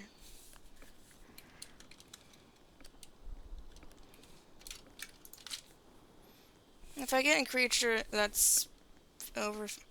that I don't have, that's harder to get, I'll also get it because I don't really care. Chronology of events. Oh my. January 28th, What? Dr. Andrew Evans returns to Alpha Chunk for further analysis.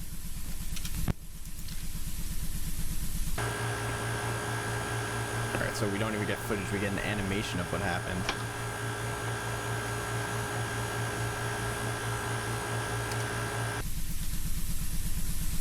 Official audio record, January 28th. Reaching coordinate point 1, over.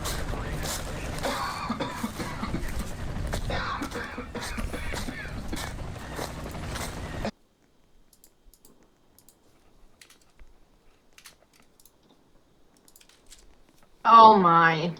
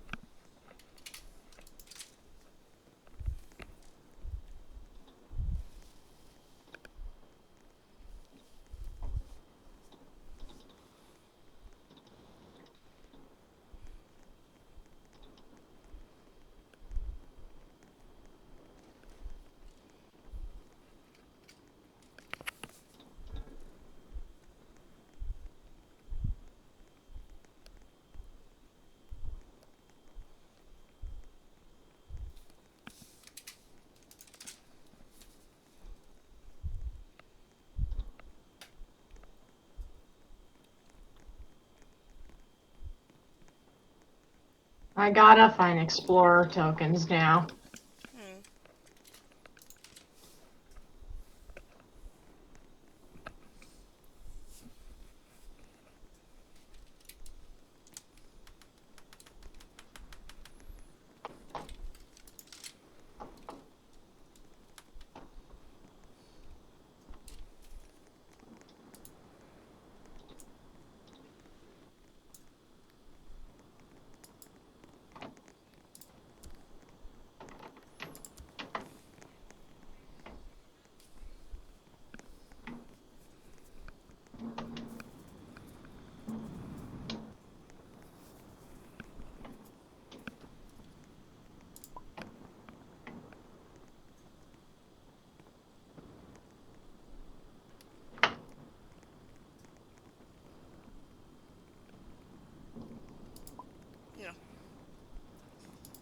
They were going to give me a creature, and then they said 100. I'm like, nope, never mind.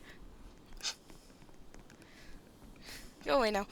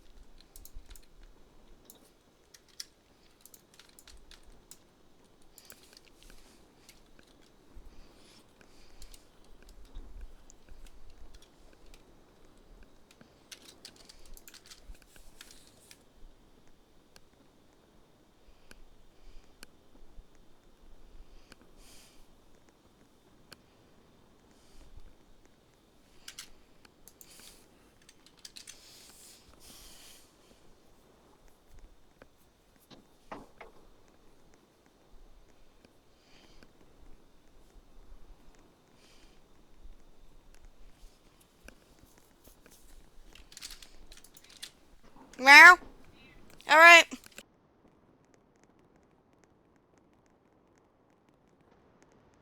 Lovely. Oh.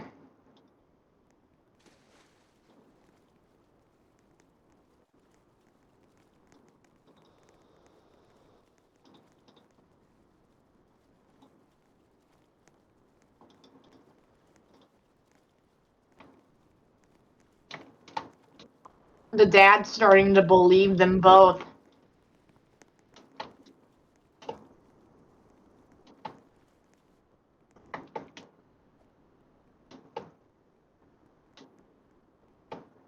Oh, no.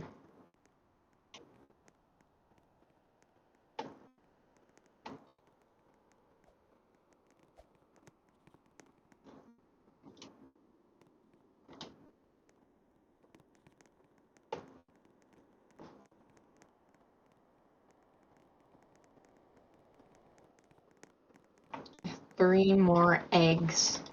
Three more.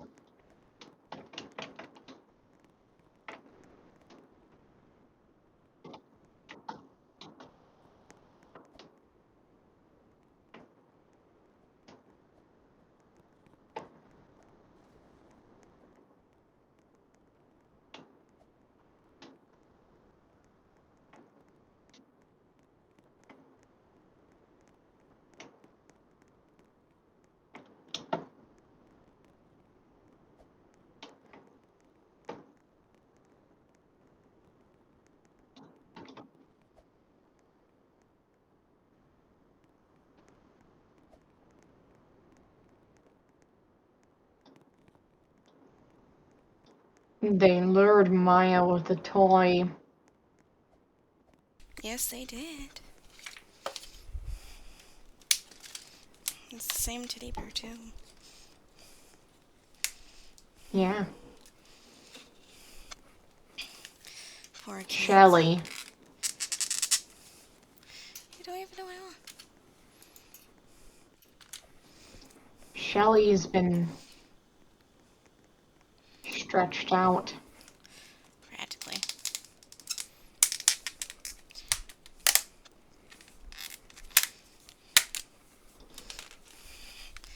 Okay, hold on. This is on. Wendy.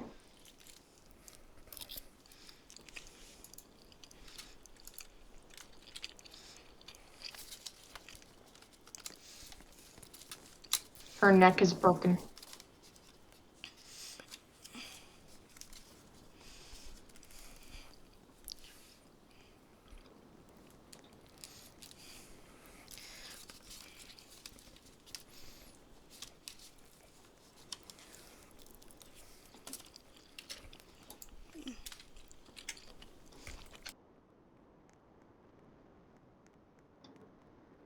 seems like a kid.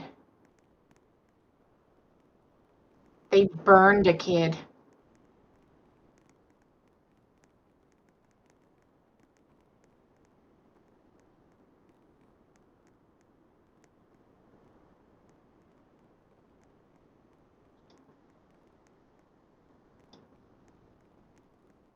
And Brad was turned into a skeleton.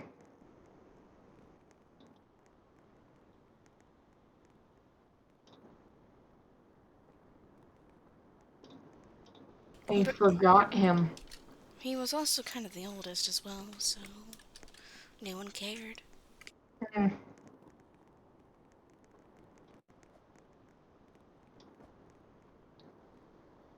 Mark.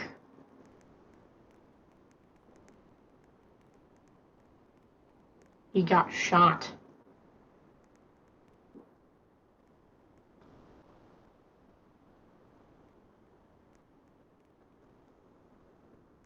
Kate.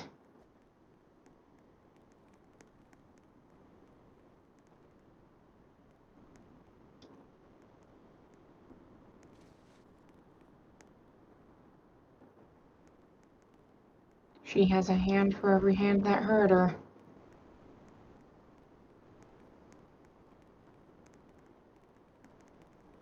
Hundreds.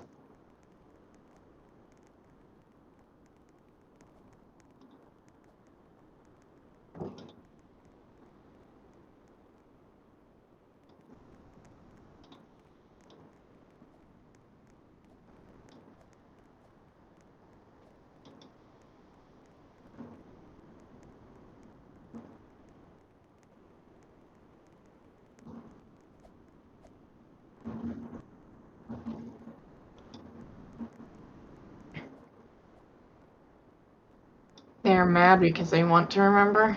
I wouldn't want to remember.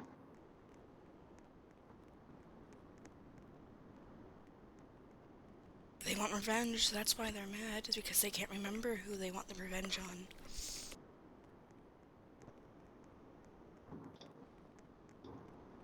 Vengeful.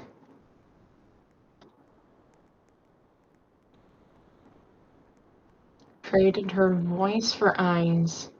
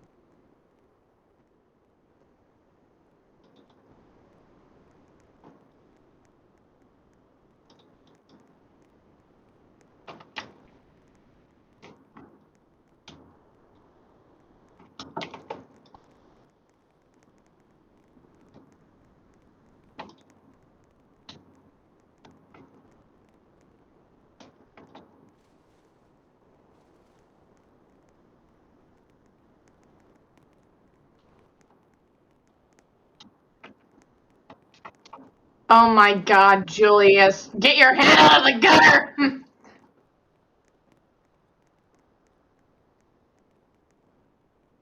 Even I know this is a bit obvious. And I'm fucking blind to most things. And or deaf.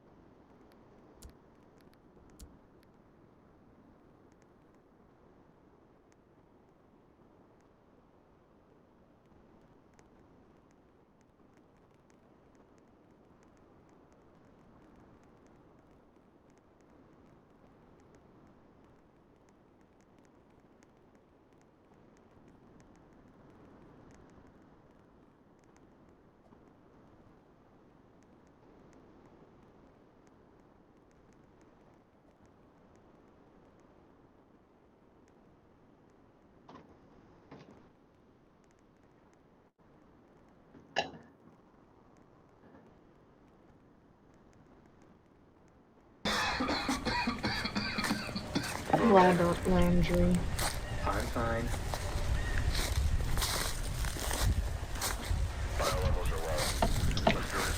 He was the oldest. This is it, right here. I want this area marked, just for sample collection.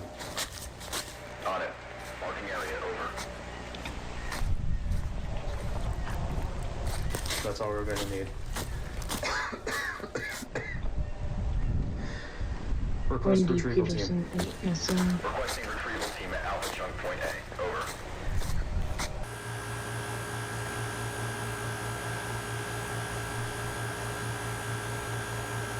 Alpha Chunk.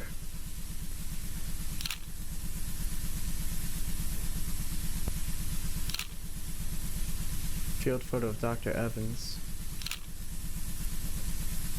Kate Joneston. They're very close to this thing. January 28th, Dr. Evans returns to psychological contamination lab at Home HQ. Kids died. Home HQ.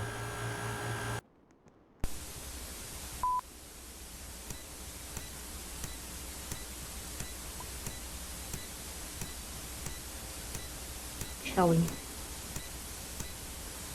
Okay, it goes into sample storage. Dr. Evans places the retrieved samples of AZ001 into storage.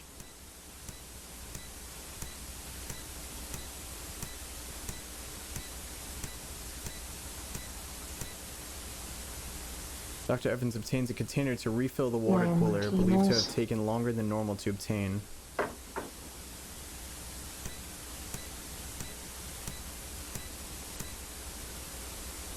Dr. Evans refills the water cooler and dispenses at least 2 cups of water.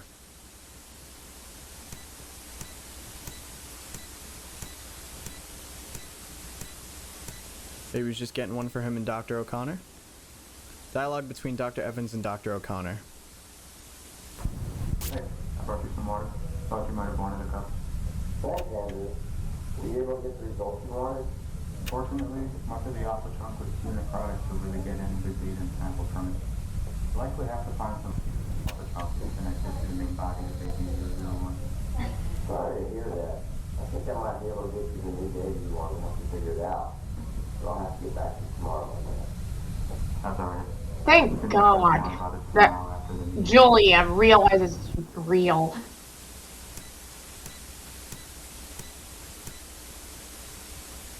Dr. Evans returns to his desk behind Dr. O'Connor. No further interactions occur. Okay, Dr. Evans begins to start displaying weird actions.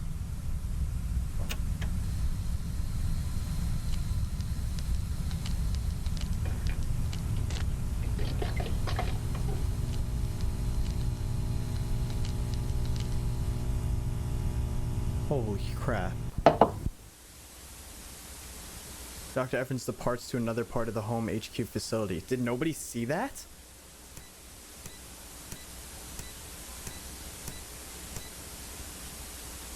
Dr. Evans visits storage room 3B for unknown reasons.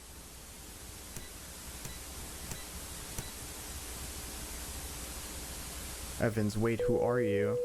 Home HQ is put under lockdown following gunshots in the building.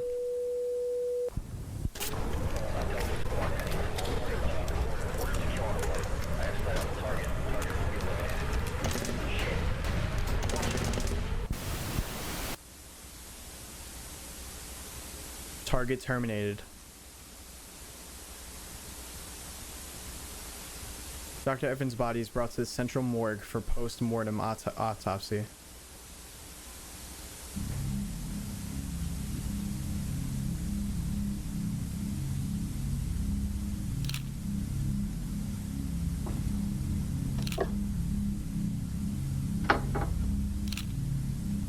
Is that the infection spread throughout his body? Adam was just murdered. I mean, we know it spreads rapidly. Report conclusions. Dr. Evans' death is ruled as an assassination by a third party, though much remains unknown at It's this time. because he wanted to take his family away from the Dr. house. O'Connor has apparently disappeared following the incident, as he has been I unable know to it. be I reached know for it. comment. No, those Additionally, a things follow-up wanted to investigation keep found that them one there. vial of AZ-001 samples was missing after the incident. They figure it out wanted soon this End of thing. report. What? I thought that was a pretty closed case that Dr. Evans was just straight up infected like crazy. I'm gonna go From put the beginning of watermelon the audio, downstairs you can before my hear him mom catches me. coughing. I'm not supposed to have food in my room, apparently. And they do show that his suit is different Don't from worry about others. these I mean, things this at the suit age of could 21, I possibly swear. be weaker. Maybe it still somehow got into his suit. Then he heads back to HQ. He takes a weird amount of time in the supply closet, gets some water, goes and chats with Dr. O'Connor. Then Dr. Evans just goes to his desk and starts to display unusual behavior. Clearly unusual. Then he goes to storage room 3B for unknown reasons. And then we see a blue dot walk in. Okay, so I've since been told that that's a purple dot and not a blue dot. I'm sorry, I'm colorblind. Please ignore me. I did not realize that this was a different colored dot. And Evans says, "Wait, who are you?" But we know that the blue dot is Dr. O'Connor. And Evans says, "Wait, who are you?" doesn't really makes sense. Home HQ is put under lockdown following gunshots, so someone shot. I would like to believe that Dr. O'Connor probably saw Dr. Evans tripping out at his desk and then followed him to shoot him, to terminate him, because that was their job. They were told to terminate on site when there was an infection. It says target terminated. Dr. Evans' body is brought to the central morgue, and it's ruled as an assassination by a third party. That's what's confusing to me. I feel like it's pretty obvious that Dr. O'Connor shot him, unless maybe it's not obvious to Home.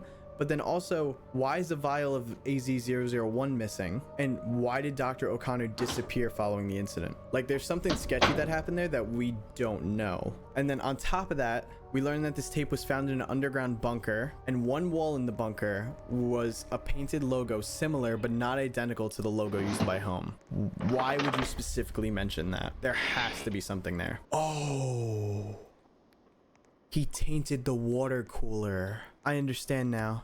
So a vial of AZ-001 was missing, which Dr. Evans definitely could have taken from the sample storage. So he was in the sample storage, takes one of the samples of AZ-001, goes to the supply closet, contaminates the water cooler refill, then refills the water cooler, gets 2 cups of water, brings one to Dr. O'Connor, and drinks one himself. So now that infects Dr. O'Connor and himself. I'm wondering if Dr. O'Connor noticed, and that's why he kills Dr. Evans right away. But then it wouldn't make sense why Dr. O'Connor disappeared unless he's just trying to get away before he gets terminated. But now that also puts everybody in this office at risk for possibly getting infected. We gotta jump right into the next one.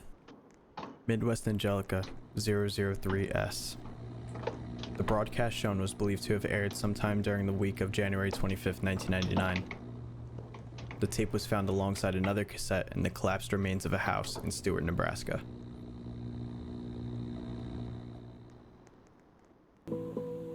Alright, public access cable 17 program schedule. We'll look back at that in a second. The Long Pine Midwest Church invites you to their weekly service on Sunday, January 31st from 11 a.m. to 12:30 p.m. The service will also be televised on this channel, okay?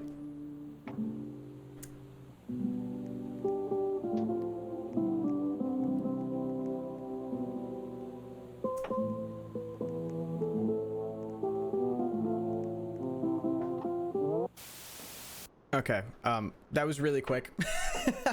I'm gonna go back and pause each one so we could read them fully. Science Showcase, Diamonds in the Rough, Music and Review, Meditation Hour, The Conversation, Words of Wisdom, Sign Off, Community Bulletin. The Long Pine Midwest Church invites you to their weekly service on Sunday, January 31st from 11 a.m. to 12:30 p.m.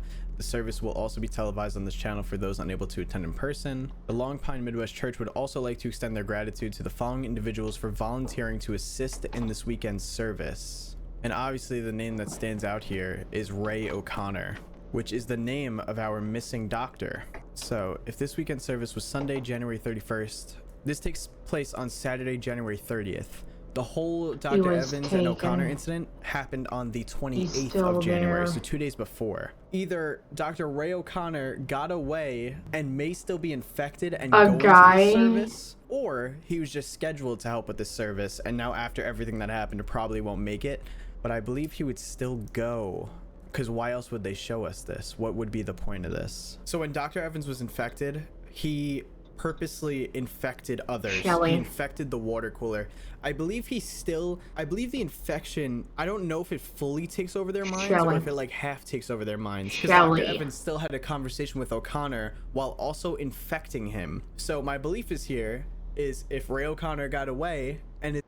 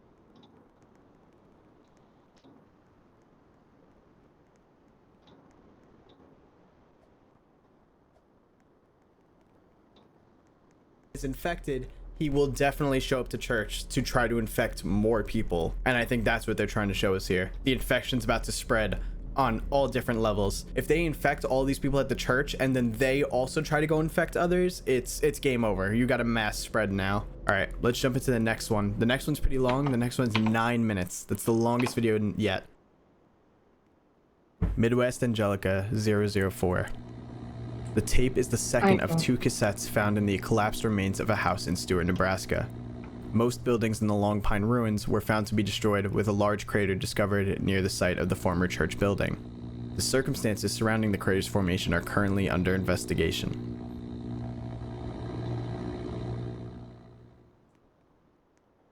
Alright, here we go. This video takes place on February 20th right now. Property of police department. The following record contains accounts of the activities of Officer Sam Page and Officer Andrew Webster on February 11th. Oh shit. On February 12th, both officers would be killed in the line of duty. Video evidence and testimony are compiled for ease of access in determining the causes of death.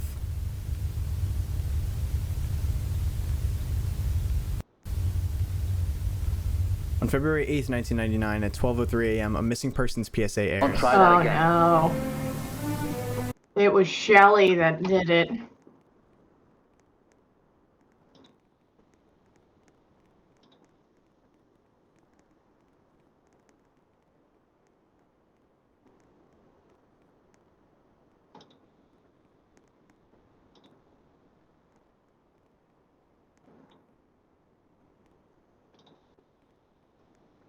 The Foundation's asking about Sanit now, about the laying eggs thing.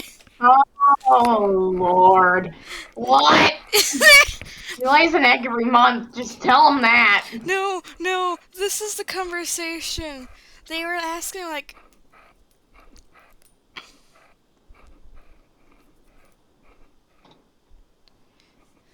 What? They're asking what? They are asking something about me being, us being a fire elemental, and they were like, well, technically we're not true fire elemental. They were discussing about the forms, and they're like, wait, can you be used with other species? I'm like, kinda, we just don't do it. And then they brought up about, like, the different elements that some of us take on. I roughly mentioned Fae by saying one of our siblings takes on a wood form. Yee. And then they were like, "You have They're a like, sister. oh God, you have a sister. Are your parents multiplied? Are your parents like what they were asking what our parents was?" I'm like, stop it. It's being weird. They were asking about our parents, and then so I asked, like, my dad is a void, but he also is technically our mother. They're like, wait, your dad is also your mother. Are your parents the same entity? I'm like, my father is my father is one entity. He just lays eggs, and they're like, he lays eggs. like a bird? Like, kinda. Exactly. I bought another Catalyst plushie. Both my accounts have one now. Yes!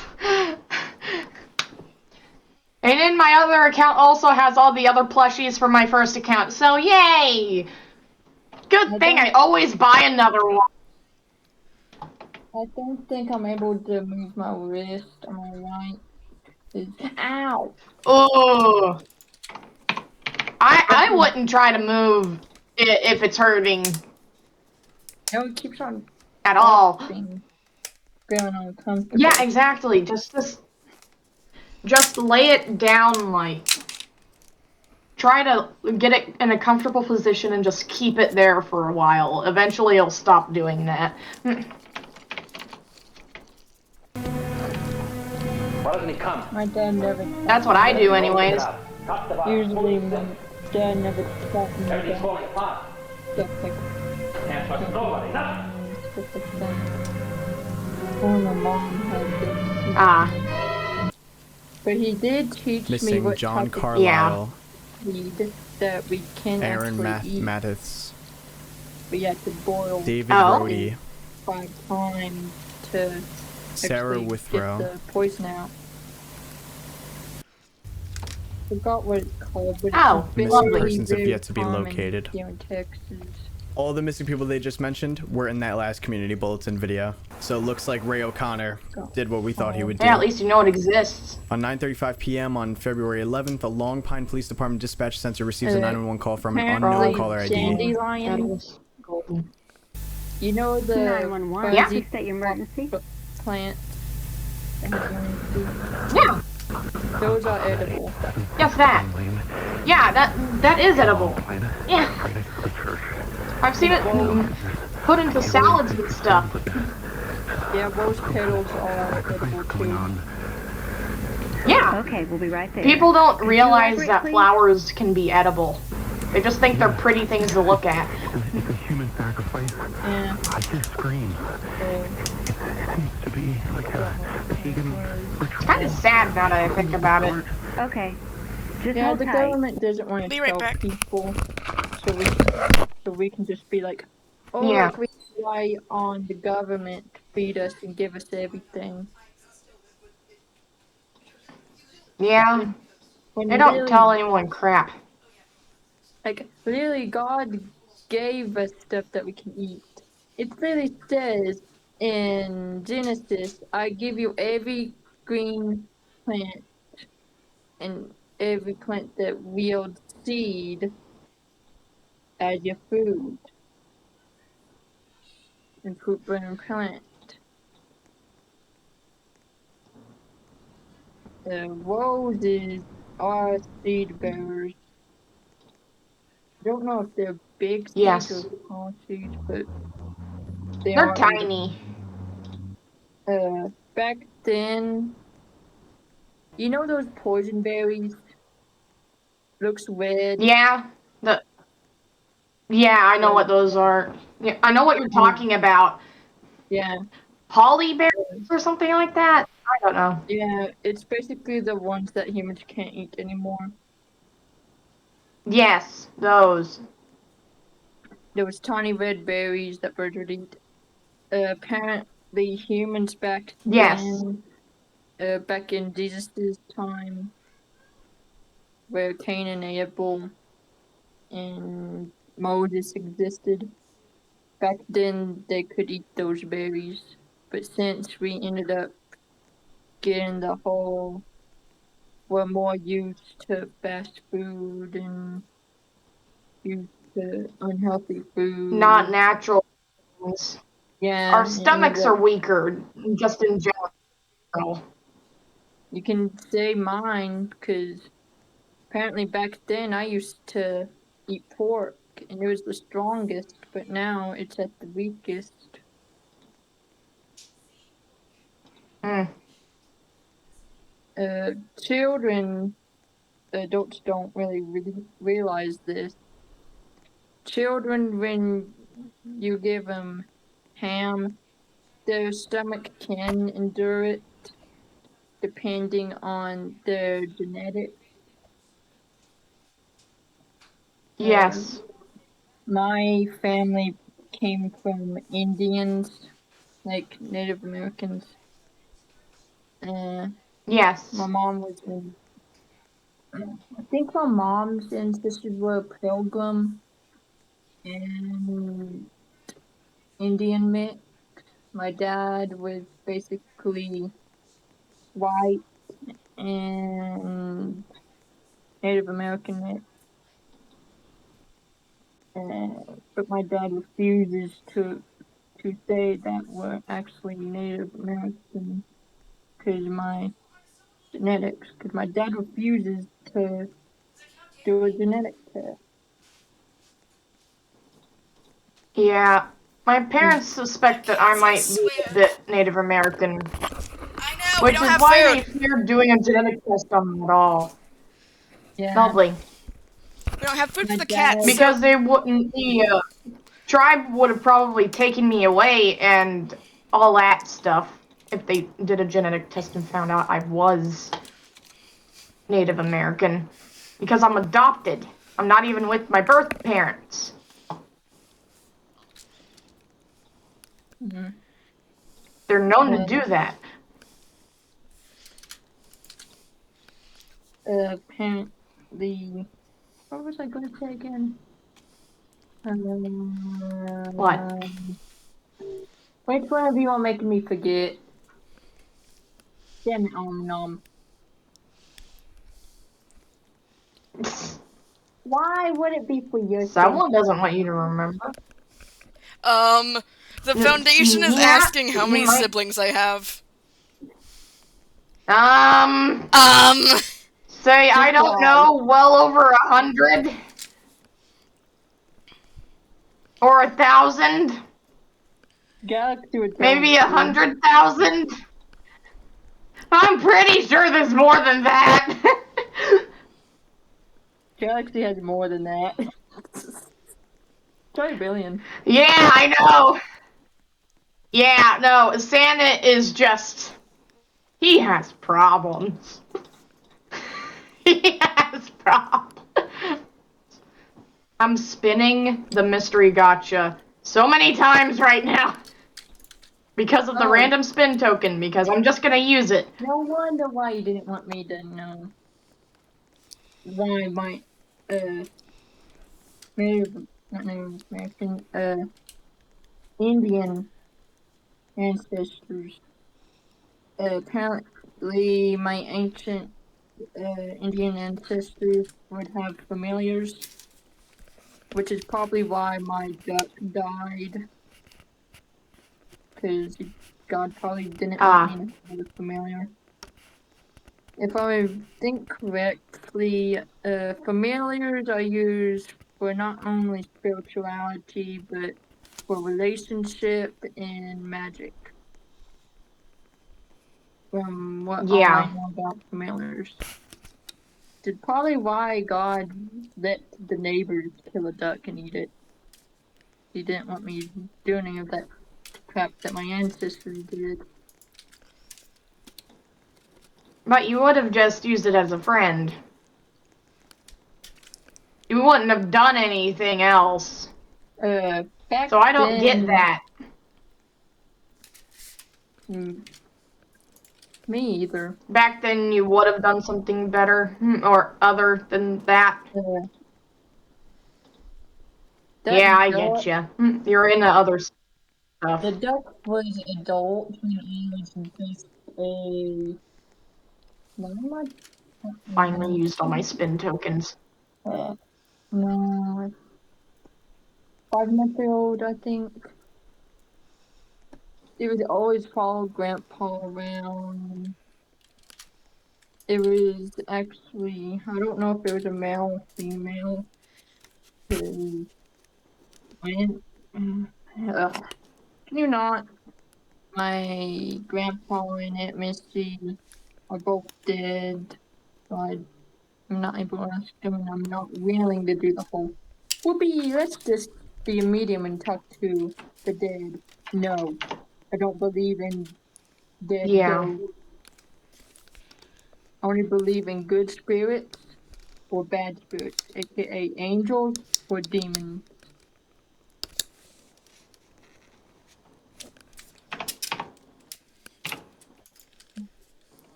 Okay. Yeah, no, that makes sense. That makes sense. So cool. I believe in angels, demons, anything. People, some